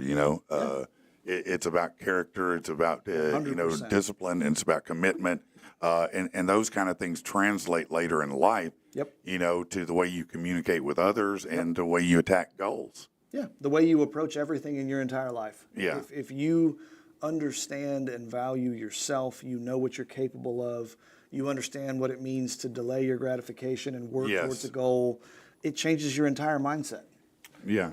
So my son's a senior in Sheridan. He's on the wrestling team. This is his second year. He made it to regionals. We had a 6-hour tournament last Saturday. But I noticed in talking to the other parents too, where they get it all out there. Yeah. And they're not on a bench, they're not on a team doing whatever. It is them versus another opponent. Right. And I noticed how calm he is now. And not that he wasn't before, but he knows he can kick ass. And so because of that reservation that he ain't worried about it. It's like whatever. But there's a quiet confidence is what I might refer to it And I as. imagine the same with you on the I'm sure it's street. the same with him, because look, I mean, and how tall are you, man?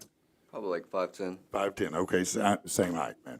5'10" is not that tall. I mean, it's not short, but it's not that tall, right? So someone could easily mischaracterize or misjudge you just on appearance, especially if you're wearing like a hoodie and they can't really see your definition or anything, and walk right up on you and find out you're a rattlesnake. But that's a fact. But you have a quiet confidence about you. You're not out there just flexing all the time. You're just living your life, But I guarantee you that, and I think, would you agree that through combat sports, your confidence has been elevated steadily? Yeah, I would agree. Yeah. Your confidence and then also your discipline, and you relax. Like, that you can hurt somebody if they try to harm you, but you relax. You just live in life. Right. Yeah. Words don't matter. No. Say whatever you want. Yeah, no, it doesn't matter anymore. No, that's very true. It's amazing what can happen when you have that kind of confidence. It changes everything, And so I do think that was one of the better things we did for my older son. He's super hyper, and he got involved in combat sports for a period of time, and it was very helpful to direct him and help him, recognize that. The other thing that'll do it, and I'm not saying everybody should, it's not for everybody, but the military. Yep. When you go through basic training and the school that follows it, because it's really just part 2 of basic training, the other side of it, it's the worst experience you ever have. Truly, it's miserable most of the time. But at the end of it, somehow, some way, when you survive that, it changes everything about you. It changes what you realize you're capable of, because you've been pushed beyond anything you were ever pushed beyond. Because even if your parents push you, they probably didn't push you that hard. They didn't grind you like that. And so when you get but when you get done with that and you've accomplished that, there is something to it. It changed me, and I was like, there's more in me than I knew. I'm not afraid to tackle something I've never tackled before. Yep. With vigor, So kudos to you for that too, man. That's awesome. That's awesome. So, Josh, what else is going on? What other programs at First Horizon or things of interest do you think people need to know about? Well, I was on something messed my head a second ago. So we got our first letter from my oldest, who's in the Marine Corps basic training. We Okay. got our first letter yesterday, and first thing he That's told his the little real brother. deal, man. Little brother's going to the Air Force. Older brother's in the Marine Corps, and his letter was like, "Daniel, you're right.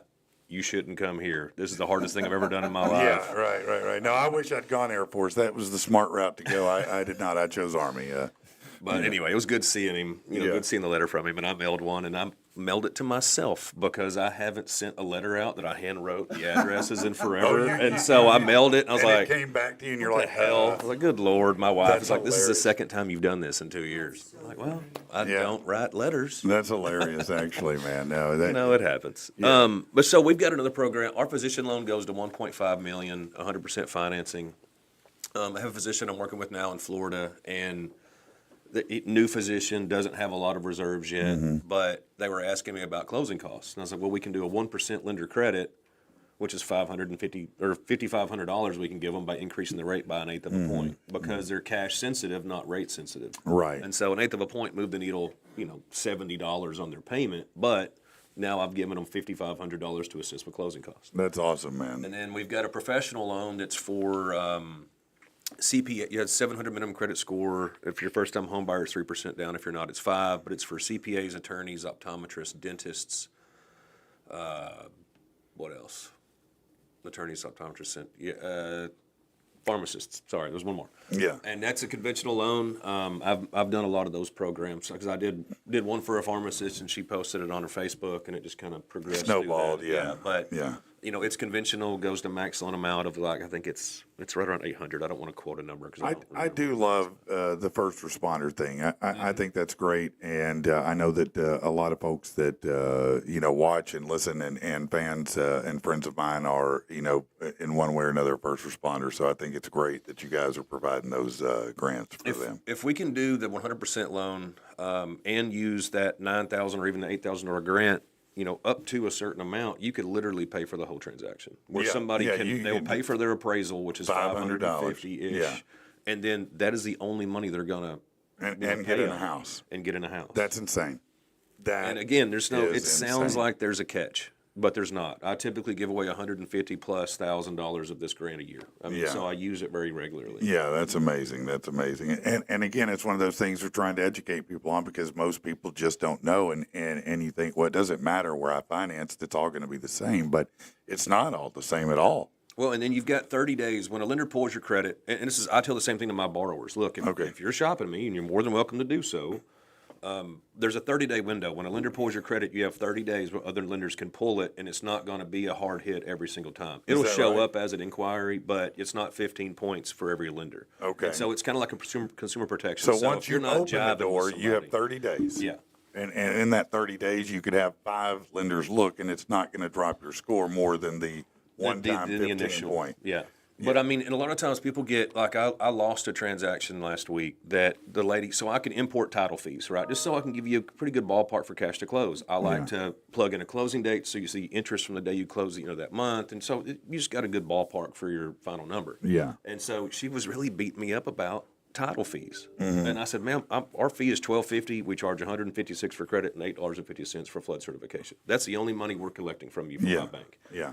The title company stuff is just a quote so that you can have a ballpark. Yeah, And so she's you like, have an well, idea. this is showing your title search is this. This is showing your closing fee is this. And I was like, ma'am, that is not my fees. I'm just trying to educate, so you know. Yeah, but And it it's did. okay. I mean, if she's not happy with me, that is just fine. I support you. Thank you for letting me know that you chose another lender. Yeah. But it's crazy how some people really focus on the title fees. Yeah. And and that is what it is. Well, I mean, I could go and float. Yeah. I could put crap numbers in there too and Yeah. mislead you, but that's not worth it to me. Yeah. I'd rather you be happy on your own or whatever. Yeah. Now, what do you do, when you're not doing banking stuff, loans and whatnot? What do you like? What's your hobbies? What are your interests? I like to hunt and fish and camp and Yeah. You're an outdoor guy. Yeah, and I paid $13.85 for 18 eggs last week, and so I am literally finishing a chicken coop this week. Man, I've already got 5 hens. I'm going to go buy for $8 a piece. You know, they're now renting chickens. You can order them and rent them for egg laying purposes now. That's literally a thing by mail. You can order the chicken. They'll send them, and you can start having eggs in the backyard. But they die pretty easy. Like Well, I've never had chickens. I don't know. I don't raise chickens. I don't know yet either. That's what I told my wife. I was like, either me or the dogs are probably going to kill these things. I don't know which, but you might see me beating a dog with a dead chicken. I don't know. I'll tell you what. It ain't you and it ain't the dogs. You know who it is? It's the raccoons. Raccoons love chicken. Man, I had a buddy who he built a coop, a big coop too. And it was fenced all the way. I mean, he had big, tall fences. And he started with 9 chickens. After the first week, he had 5. And so he started, trying to make modifications. And slowly, over the next 2 weeks, it chipped down until they were all gone. But the last one, he put up a cam, and it was a raccoon.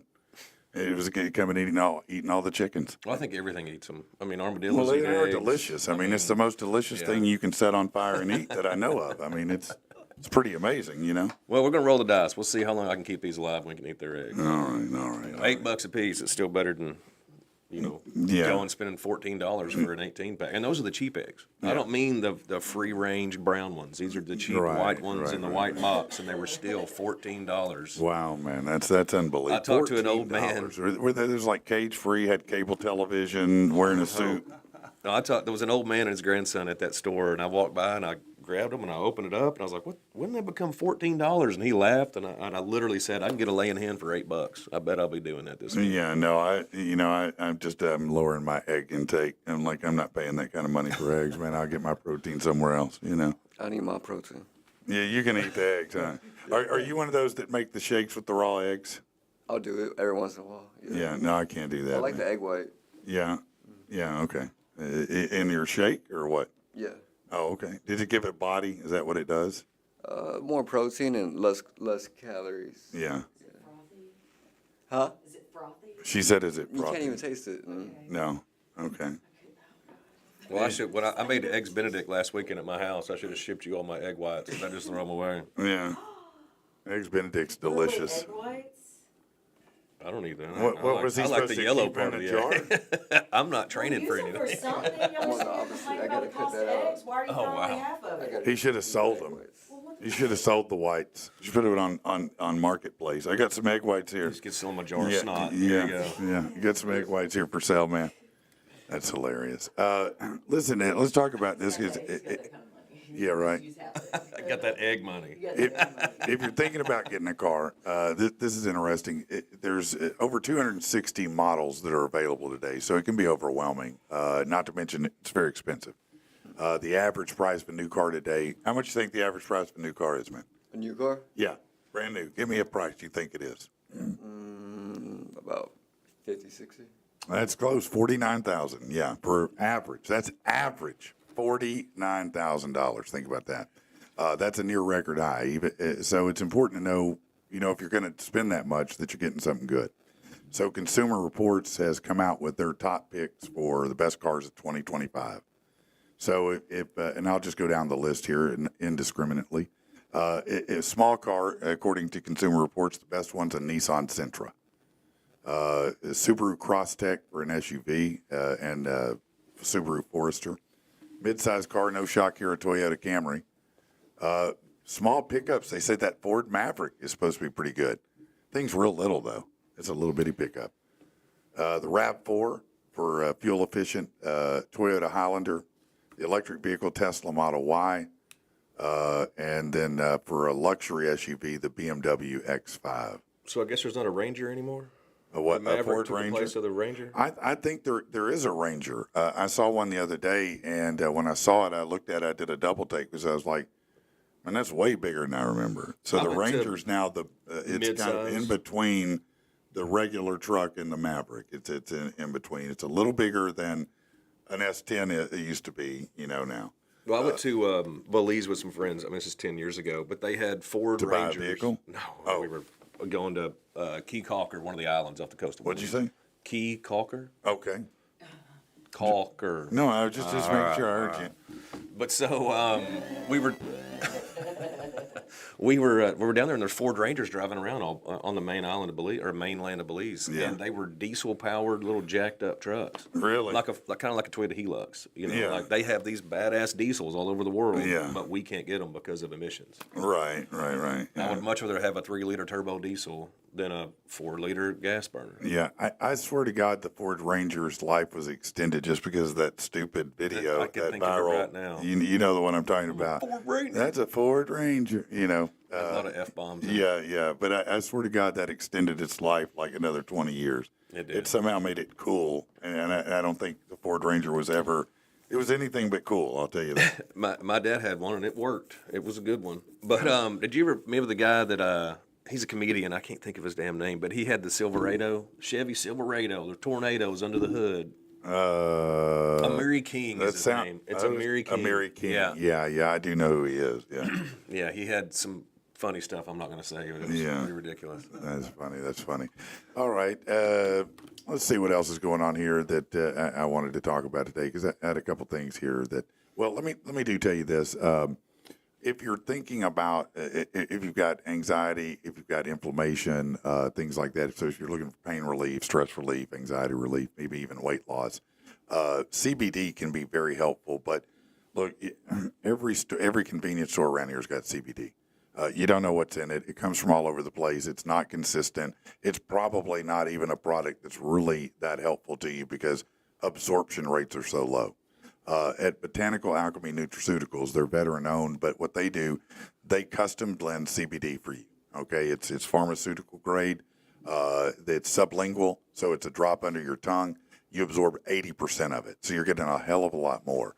But the best thing about it, as I was saying, is they customize it. So whatever the formulation you're looking for, you're going to get that, and then they will tweak that in any way that you want to make it more effective for you. So if you're trying to get to sleep easier, and you buy that version and you need a little more to help that out, they'll add a little more. If you need a little less, they'll give you a little less. If you feel too groggy. So whatever it is, they adjust it until it's perfect for you, and then it just comes every month or however often that you need it, and it's always a perfect blend.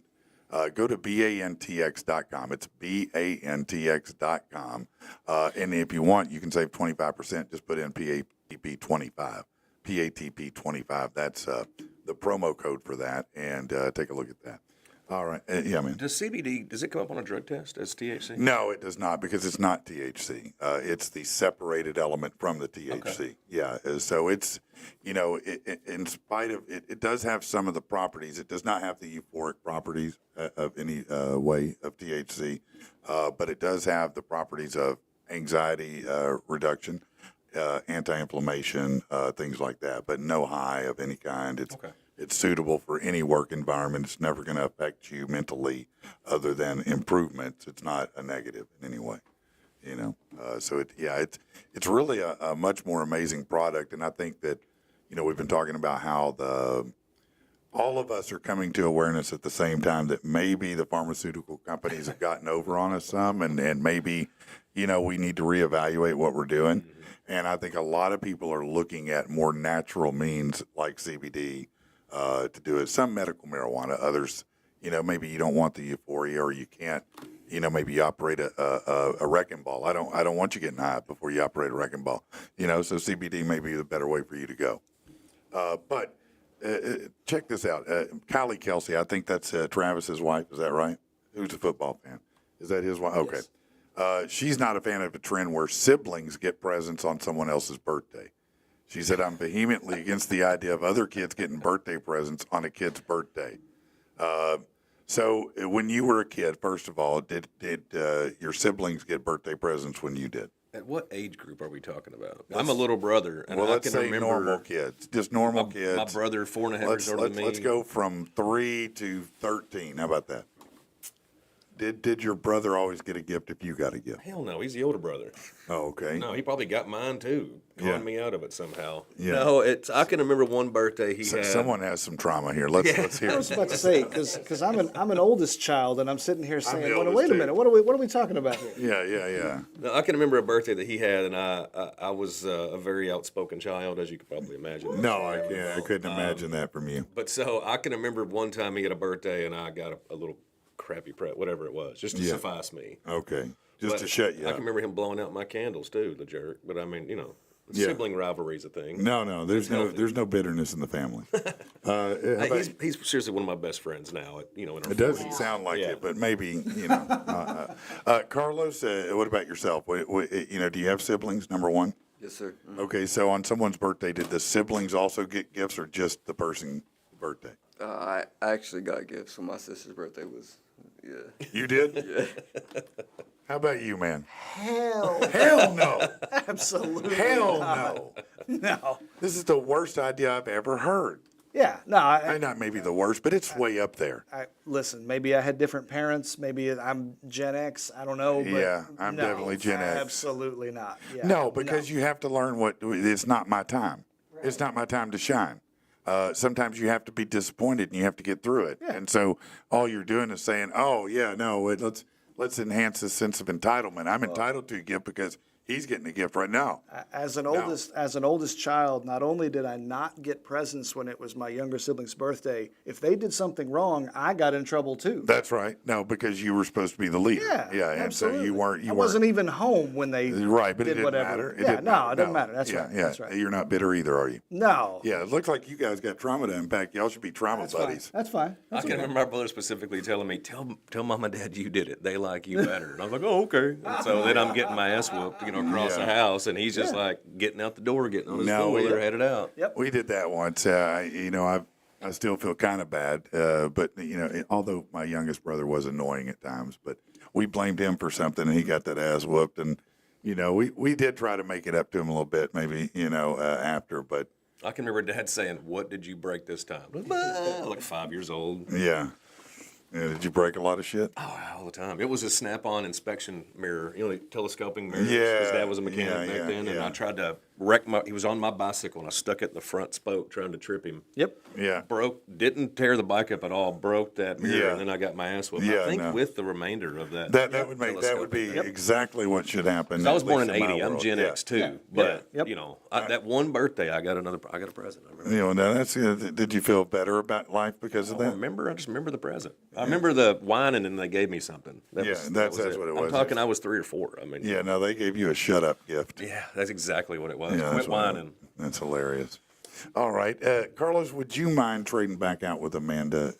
Hey, thank you, man, so much, man. I really am excited, and he's going to get us some Yeah, information. very good to meet Please come back when you can and update us about what's going on and your future fights and how you're doing and all that, if you don't mind. Yes, sir. That's great. Thank you, man, Thank you very for having much. me, Patrick. Oh, man, it's been an honor. Thank you, man. It's been great. It's been great. Tell Karen I want a table. Do what? Oh. Tell Victor, tell Karen I want a table. So anyway, something that we'll do here in a little bit. So yesterday, I debuted a song from Dope Records, the label that has given us an opportunity to kind of put their songs out there.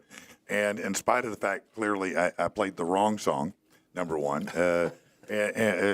But whatever happened, they called me and they were really happy with the interaction from listeners and the feedback that they got. So what they've done is They were happy that you played the wrong song. well, they were happy with the amount of interaction we got from the wrong song. Just imagine if you played the right song. That's correct. So they came back to me yesterday and they said, here's what we want to do. We want you to play 2 songs and have people pick which they like better because they're trying to figure out which singles to push out. So we're going to do that here in a little bit. I'll play 2 songs and you guys can pick which one you think is better and you can help determine which one's going to make it somewhere. You know what I'm saying? But let's move on to some more controversial questions that I want to deal with right now. What do you think about banning cell phones in schools? Do you think it's a good idea or a bad idea? I think it's a great idea. Okay, go ahead. I'll hear it. I mean, you can keep it in your phone, but how many times does your kid walk around the house and everything is peripheral. They're not even Yeah. looking at you. They're not looking at where there's walking. They're Yeah. leaving cabinets open in the kitchen, whatever, because they're so focused on I'm that damn convinced phone. that future kids will have an angled neck. You know, well could be. yeah. What do you think? I think it depends on how you define ban, right? Okay. I think I agree. I don't want my kids. I mean, I've got 2 kids, 2 daughters. Yeah. I don't want them sitting there in class with the phone in their hand. I agree with that. Would I like them to have it with them? Yeah. In case it's needed, yes, I do. I don't like the idea of like you can't bring the phone on campus. You got I don't. They have a phone for a reason. Yeah, no, I understand. So yeah, get it the hell out of the classroom though. What do you think? I mean, I agree with Victor. I mean, I think I don't want my son on his phone, playing GTA or his skate game or whatever. I want him paying attention, but I also want him to have the phone because if there's a shooting or if something happens, I want my son to be able to get a hold of me or somebody, Yeah. and I don't want to ever think that it's not possible that it won't happen at my kid's school. No, and that's understandable. Let me tell you where you fit in. More than a quarter, 27%, think kids have a right to their devices. 13% think phone use during school shouldn't be an all or nothing issue. 8% feel kids should be given unrestricted access, but we all know 10% of the population is crazy anyway, Right. so I throw that 8% out. That They're doesn't even eating matter. paste. Yeah, no, paste is good stuff. Not anymore. It's not. They got No. additives in it. I think Monsanto. Yeah, it's or enriched something. now. Yeah, That's it's bad. enriched. It's not organic. It's not an No, organic not that paste. It's not organic organic horse. It's enriched glue. Yeah, man, that organic paste with that stick, you open it at that stick, man, that's good licking right there. No, those who support a ban, the main reason is they worry that phones distract kids during lessons and have negative impact. Supporters also worry kids spend too much time in general on it and have concerns over cyberbullying. Now, nearly half of those in favor of a ban worry about kids using AI to cheat as well, because that's a new thing now. More than half, overall, 54% support a ban of phones in elementary schools, 49% in middle school, 45% high school. More than half, 56%, would be in favor of kids having access to phones at lunch, free periods, or break times. I do think. What about I know at some of the venues that you go to, they'll put them in some kind of bag, Yep. right? Dave That Chappelle. you keep the bag, or the phone, right? But it's not usable while in that bag. Is Right. that correct? Right. Yeah. It's locked. Why would something like that work? Would something like that be a possibility? Yeah, but I'm always going to think. I mean, so we're going to ask the schools to buy more stuff, 800 right. bags. Exactly, right. Yeah, I would rather them spend the money on educating my kid personally. Okay, so Agreed. what do you think? The solution. Do you think? First of all, do you think phones in schools are a problem? I mean, I don't know of a mass epidemic that's happening.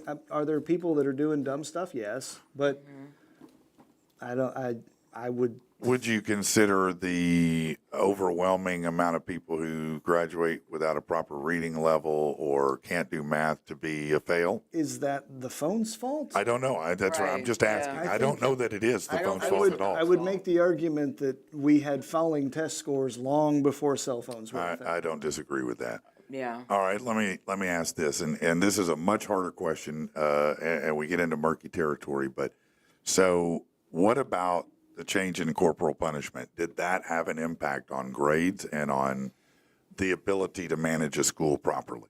You mean paddlings in school? That is correct. Corporal punishment, they call it. Yeah. I thought about the death penalty immediately for some reason. No, Wow, that's really a capital stretch. What does that have to do with kids? Damn. Josh? That's right. You fail, you die. No. What do you think? Paddlings, no. Yes. Should have kept it. I think should when not. they quit whipping kids, it changed everything. There's entire generations that hadn't had a whooping. And Yeah. I don't mean beating your children, but I Right. know the difference between a whooping and a spanking, and I got both. I remember. No, I did get a lot of that. My mom was a bus driver when I was in elementary school for Bryant. And Yeah. Oh, was she Mr. mean? Paget, Mr. McLean, I had paddlings. My mom wrote me up on her own bus twice, Yeah. and I got paddlings for it. Did she and, do it? No, well, I mean, Dad did when I got home. Oh yeah, But- no, I got. No, if I so- got a whooping at school, I got another one. At home. Absolutely, yeah. And so the vice principal knew that they had free reign to give me a whooping. They'd call mom, and she'd be like, "Yeah, get him, Yeah. do it. He'll get it when Yeah. he gets home too." Yeah, Amanda, I know you don't feel that way. Correct. Yeah. Yeah. So tell me your thoughts. I mean, Do you think there's any place for corporal punishment in school, or no? not in school. Not in school. No. Where is there a place for it? I by the way? mean, I think there's cultural aspects to it, I Gotcha. think. And because, I mean, I learned a lot of my initial child rearing through a woman named Georgia Graham. And she was a black woman, and she was one of my best friends. We worked in the clubs together, and she had 4 kids, and she was very much like whoop their ass from school Yeah. down the block all the way yeah. here, and then I'm gonna whoop their ass. And here she Yeah. had a frat paddle kind of thing No, or whatever. But But- most, I think, overwhelmingly, a lot of black people think we're wussies with our kids, Absolutely. But and understandably. I get that. But in the past few years, I have, number one, I smacked my kid in a Chili's once. We'd come from some stuff that had been going on, and he was just going, and I took him in the bathroom, and I smacked him.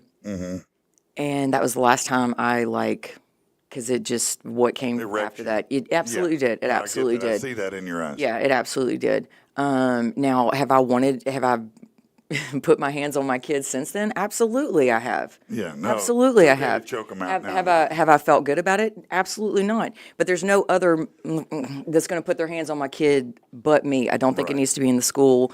And then in the past few years, I started following this amazing woman, Stacy Patton. And she's an African-American writer, teacher, all these things. And she has a number of books where she has written about this exact thing. Spanking our kids or violence against kids or whatever. And, Right. and the far-reaching history of it. And, Yeah. man, it's just wild. So It's very interesting from a psychological It is. standpoint to think about, it is. And what it actually is enmeshed with. Like, I mean, there's a whole bunch to it, and I'm not going Sure. to get into it. But Stacy Patton, if anybody has That's any interest in it, but she's written a number of books about it. And she's currently writing one that has to do with that, going all the way back into like the 1600s Oh, with wow. what we were doing Now there as we'll Europeans. spin it over. Yeah, it's interesting. Now grab it the ankle. But that's me, you know. What about you, Victor? What are I your thoughts think, here? You're a combat sports guy. I mean, Yeah. I do struggle with the idea though of a teacher being asked to deliver corporal punishment. Yeah. I think. what about like an executioner? Well, Just that's a have little one different. guy doing it. Yeah, that's different. As Yeah. long as they're covered. Right. Yeah, I think I am not strictly opposed to corporal punishment. Like if your own kids, if that's a part of how you're raising your kids, like I have no. So I have you no think issue. It's not my business. Well, and for a long time it was a permission based thing, Right. and then some schools did away with it, and then some schools brought it back. I think it's so hard. If there is a debate about whether or not a parent can or should use corporal punishment, and I do think that's a legitimate debate, yes, then I don't think you can put a teacher in that position in this Okay. environment. Now, Okay. 50 years ago, 70 years ago, was that a thing? Yeah, it absolutely was a thing. So let me ask this then, because one thing that I do hear from teachers a lot is, man, it's hard to keep kids in check now between phones. We don't have corporal punishment. And I'm not saying that's what they're asking for that, but they're making the point that we've eliminated most of the reasons that kept them in between the lanes, instead of in the ditch. I think there's a lot more to it though, because I think number one, when we were younger, I mean, most of us are Gen X here. There's a difference in the foods that we were eating, and the foods that our kids are eating now, and the foods that our parents were eating. We have these conversations about Alzheimer's. Yeah. And diabetes, and you think about the flour, Yeah. enriched, and all these things. I think there's a lot of factors involved with how our kids are the way they are. Yeah, And- that's an interesting statement. You think matters. that? Well, Yeah. I mean, we have learned that diet matters, and that really your stomach's like a second brain, 100. and the gut biomes are really critical, Yeah. and they affect a lot of different things. I think a lot of our classrooms right now are similar in structure to the way they were 50 years ago. Yeah. And a lot has changed in 50 years. Sure. I don't think you can teach kids now. In the same way that you did then. I just don't think you can. It's You a just different. can't. It's So different. you think the medium needs to change? I think there are the way that you educate kids has to change. Yes. Yeah. Yes. Now, do you think that going forward, if you had to make a prediction, 20 years from now, will there be more people homeschooled by large numbers, or do you think it's going to curve back a different direction? Ooh.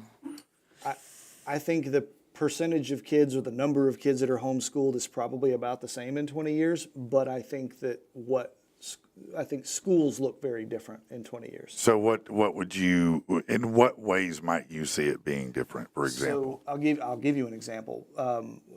I own a business that operates a preschool. Okay. And it's called the Nature Academy. It is an outdoor school.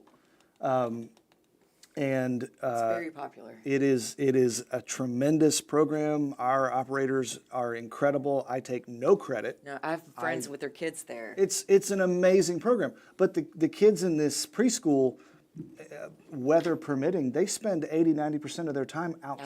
Outside. They're learning outside. They're not sitting at a desk in neat little In a rows. stale classroom, Correct. waiting for someone to make a joke. And the difference in the way and I'm not trying to be negative about any other method, right? But Right. I think if you watch those 3, 4, and 5-year-old children and how they respond and how they receive that education, it's a completely different thing than if you're telling little Timmy to sit on the red circle on the floor and Right. don't move for the next 3 hours. Right. It just doesn't work. and I can't do that. Well, it is a struggle, but and I think that's fascinating. I do concern myself with some of the more disciplined things you have to do to learn. Yes. Because while the outdoor thing is great, it's not exactly promoting the discipline side of rote memorization or doing exactly what you need to do to accomplish. But I do don't think like you what need you're that saying. in preschool, though. Well, no, I don't think we need to sit here and try to in the grade memorize level things. He's talking Yeah. about you don't. But Yeah. I was just thinking going forward, how would that work with middle school, or how would that work with But is rote memorization as important as it used to be? I don't know if that's it what is I or was not. thinking, Marsha. That's a great point. I mean, and I ask myself this. I have a 16-year-old and a 12-year-old. Yeah. Do they really need to memorize multiplication tables anymore? Well, it's helpful to know math to be able to figure out what you're being paid and things like that. Yeah. You ever Do you read have the? calculators? Yes. Well, I can remember back in my day, literally being told you have to Have know to how show to do your this work. because Yes. you're not gonna, always going to have a calculator. calculator. Guess what I always That's on a Grey's Anatomy episode. And I think that's part of the issue. And I'm not necessarily my kids. You think we're focused on a learning style that was applicable then, not as much now? Is it important that children learn how to write in cursive anymore? I don't know. Maybe it is. Maybe. But I think it's a debate we should have. I think it's a conversation we should have. I don't mind having conversations because, that's how we advance things, when you start exploring all the ideas and possibilities. And I do think that's Lifelong that's learning. interesting. The argument you said earlier that a lot of people are worried that children spend too much time on screens. Yeah.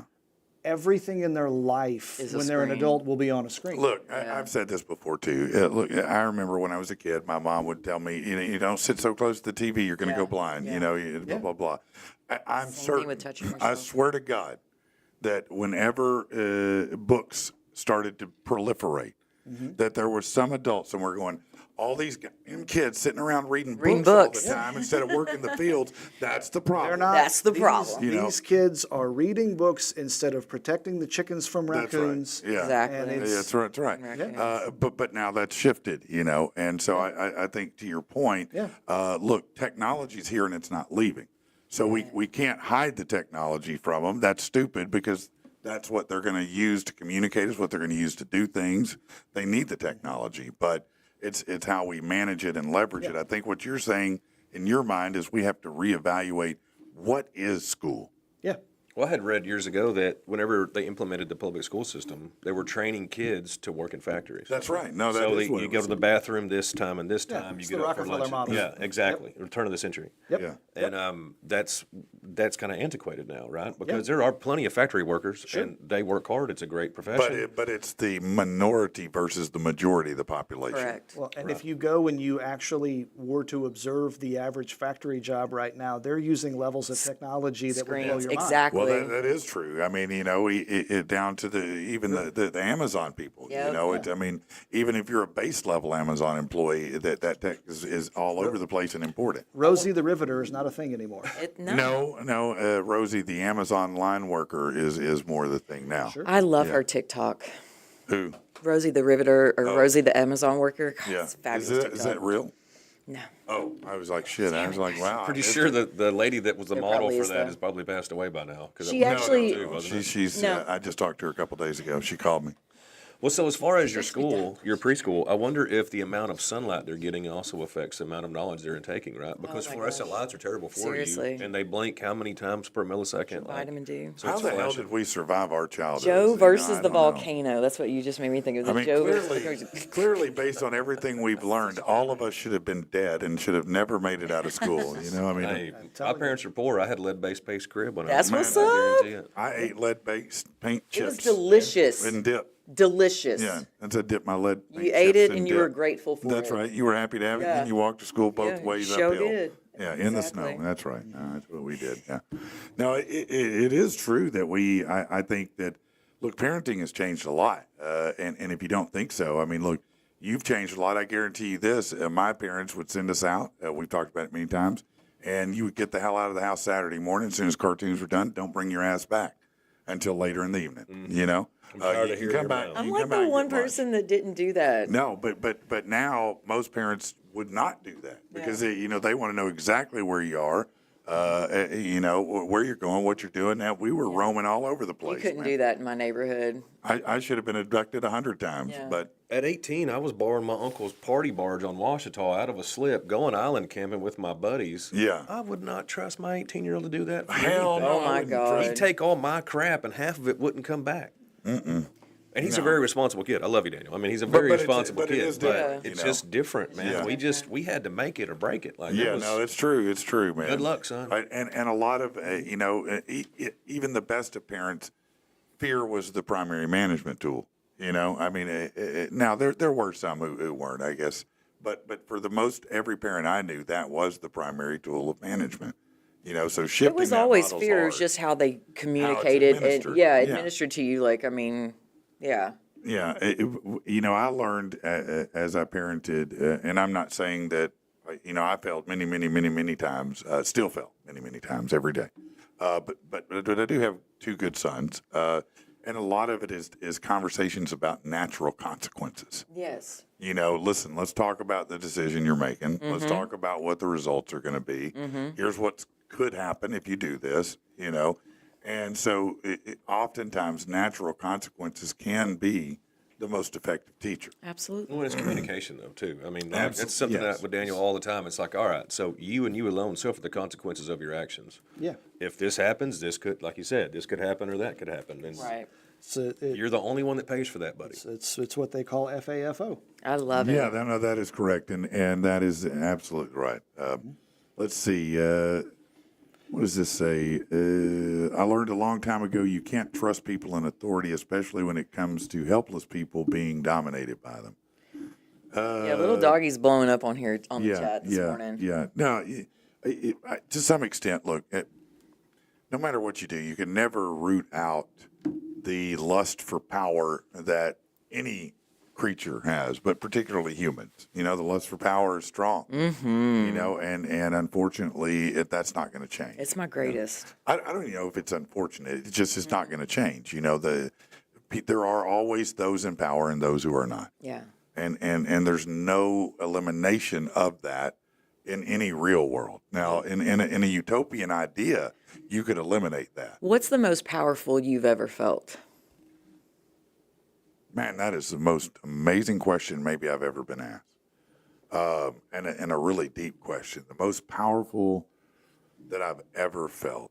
Man, I don't know. That's a great question. I really have to put thought into that. We can ponder this. I'll come in Friday. We'll chat That's about a it. really interesting question, though.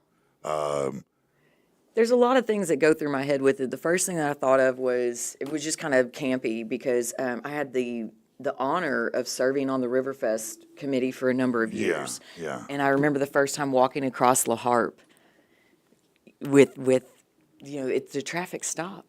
I can just dance in the middle of La Harpe, and I've got a walkie-talkie, and I've got a lanyard, and I've got a clipboard and a fancy Yeah. Riverfest shirt. So I mean, Yeah. that was the first thing I thought of. But then I thought about the other day when a woman came up to me and thanked me for how I engage with her whenever I see her, and the affect that it had on her coming from where she had been to where she is at that point in time. And that felt real powerful, to just the way that Yeah. I was communicating with somebody Yeah. was making them feel better about themselves in the journey that they're on. No, I can see that. I can see that. Now, I'm actually gonna. I want you I'm to. gonna carry that question with me for a day or two and think about it because it is Absolutely. interesting to me to think about that dynamic. Yeah. Thoughts? Any other thoughts? That's a hell of a question to get. It is a hell of a question, isn't it? I mean, it really is a stunning question mean- when you stop and think about it. Teaching your kids something that they didn't, working on a car or building something Yeah. with them, and then being able to see the finished product that y'all built together. I'm certain that it would Something if related to your It's kid. going to be Yeah. related Yeah. to that, yeah. Because Yeah. the most moving moments in my life ever, Are the the quickest thing that children. will bring me to tears is seeing my kids accomplish. Yeah, Absolutely. but power is a strong. I mean, I Well, wouldn't how- say it's that like, I how do you felt view more it? powerful, more like felt more pride, I guess. I mean, Yeah. I don't mean that in Yeah. a But negative no, way. absolutely. But there is a power in it. Accomplishment. Yes, if there's we're so talking many about the connotations to that strong word. power, Like how, that's different. Yeah. I mean, how do you even view, like, what is your definition of power? Like, it depends what your definition of is, Thanks, thanks, Bill. I appreciate You're that. welcome. No, that's great. But I mean, I'm like, with the kids, when my kid texts me and says, "You were right," that's power. Yeah, no, here's a great line from Mike. He said, I bet that teacher felt real powerful when she gave me licks for not doing my homework. Yeah, she probably did. Probably did Probably. feel real Probably powerful. did. No, trust me, I've gotten licks for some power hungry people who like, the teachers that like doing it. Yeah. The coach who cut holes, he drilled holes in it so it'd whistle on the way to your ass. Well, and if, Yeah. back to the corporal punishment thing, I wouldn't ever want somebody spanking my daughter if I had one. No. Because we were boys It's in the gonna house, happen. and so we needed to get whooped. 'Cause You know we were that. boys. Oh, I get it, but I mean, I know that's sexist to say that I would rather It's my kid get whooped. I'm messing with you, man. Oh, I wasn't thinking about I'm it. messing with you. That was so bad. We were referencing. You went even worse. And Patrick so- went all the way. Yeah, I wasn't. Patrick went all the way with Two it. different Oh, sides yeah. of it. Yeah. Damn, Me Patrick. and my two daughters are just going to sit over here. Yeah, We haven't got to Lord. them yet. I'm just giving you guys a hard time. Stop Go it. ahead. I'm done. No, that's all I got to say about it. Fair enough, fair I enough. feel like the line's behind me. We crossed it. Yeah, no, we crossed them a while back. This is just how this show operates, man. We don't live in the real world. Oh my God, that was hilarious. All right, so let me do this. I'm going to take here's what's going to happen. We're going to take a quick break. I'm going to put up the intermission sign so I can change this cord out and I can play these two songs. So let me just tee this up and tell you what the two songs that are coming are. Hold on one second because I had to make sure I get it right this time. All right, so I'm going to play two songs. The first one I'll play is called Love Assassins, and it's by a band called Bogart the Blades. And it's kind of it's a modern rock song. The second one is a band called the Necro Masons, and it's called Dark Kingdom, and it's more of an old school metal song. So give us just a minute. We're going to take a brief intermission, and maybe I can throw something like that while I do it.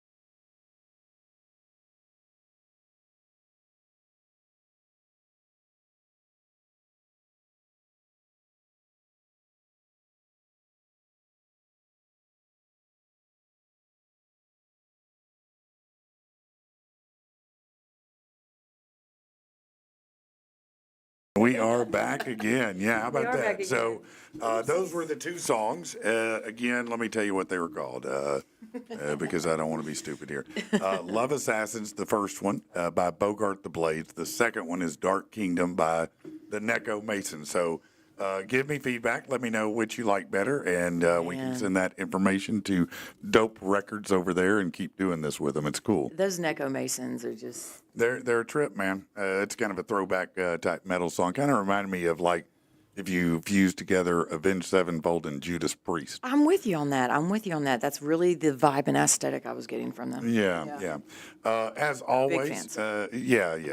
As always, big thank you to Josh Taylor from First Horizon coming in. Big thank you to Victor Worley and Carlos Nava for coming in. And of course, as always, thanks to my co-host Amanda for being here. Most importantly, as always, thank you to you guys for being awesome. We really do appreciate you being part of the show and doing this. Please remember, if you need legal help, Riggin Law is the solution. You go to rigginlaw.com. If you need some beer in your life today, and trust me, you do, I want you to go over to see my friend Theron over at 402 East 9th. That's Stone's Throw Brewing. And, man, they got it going on over there. Those guys are amazing, and they're always doing something new and different.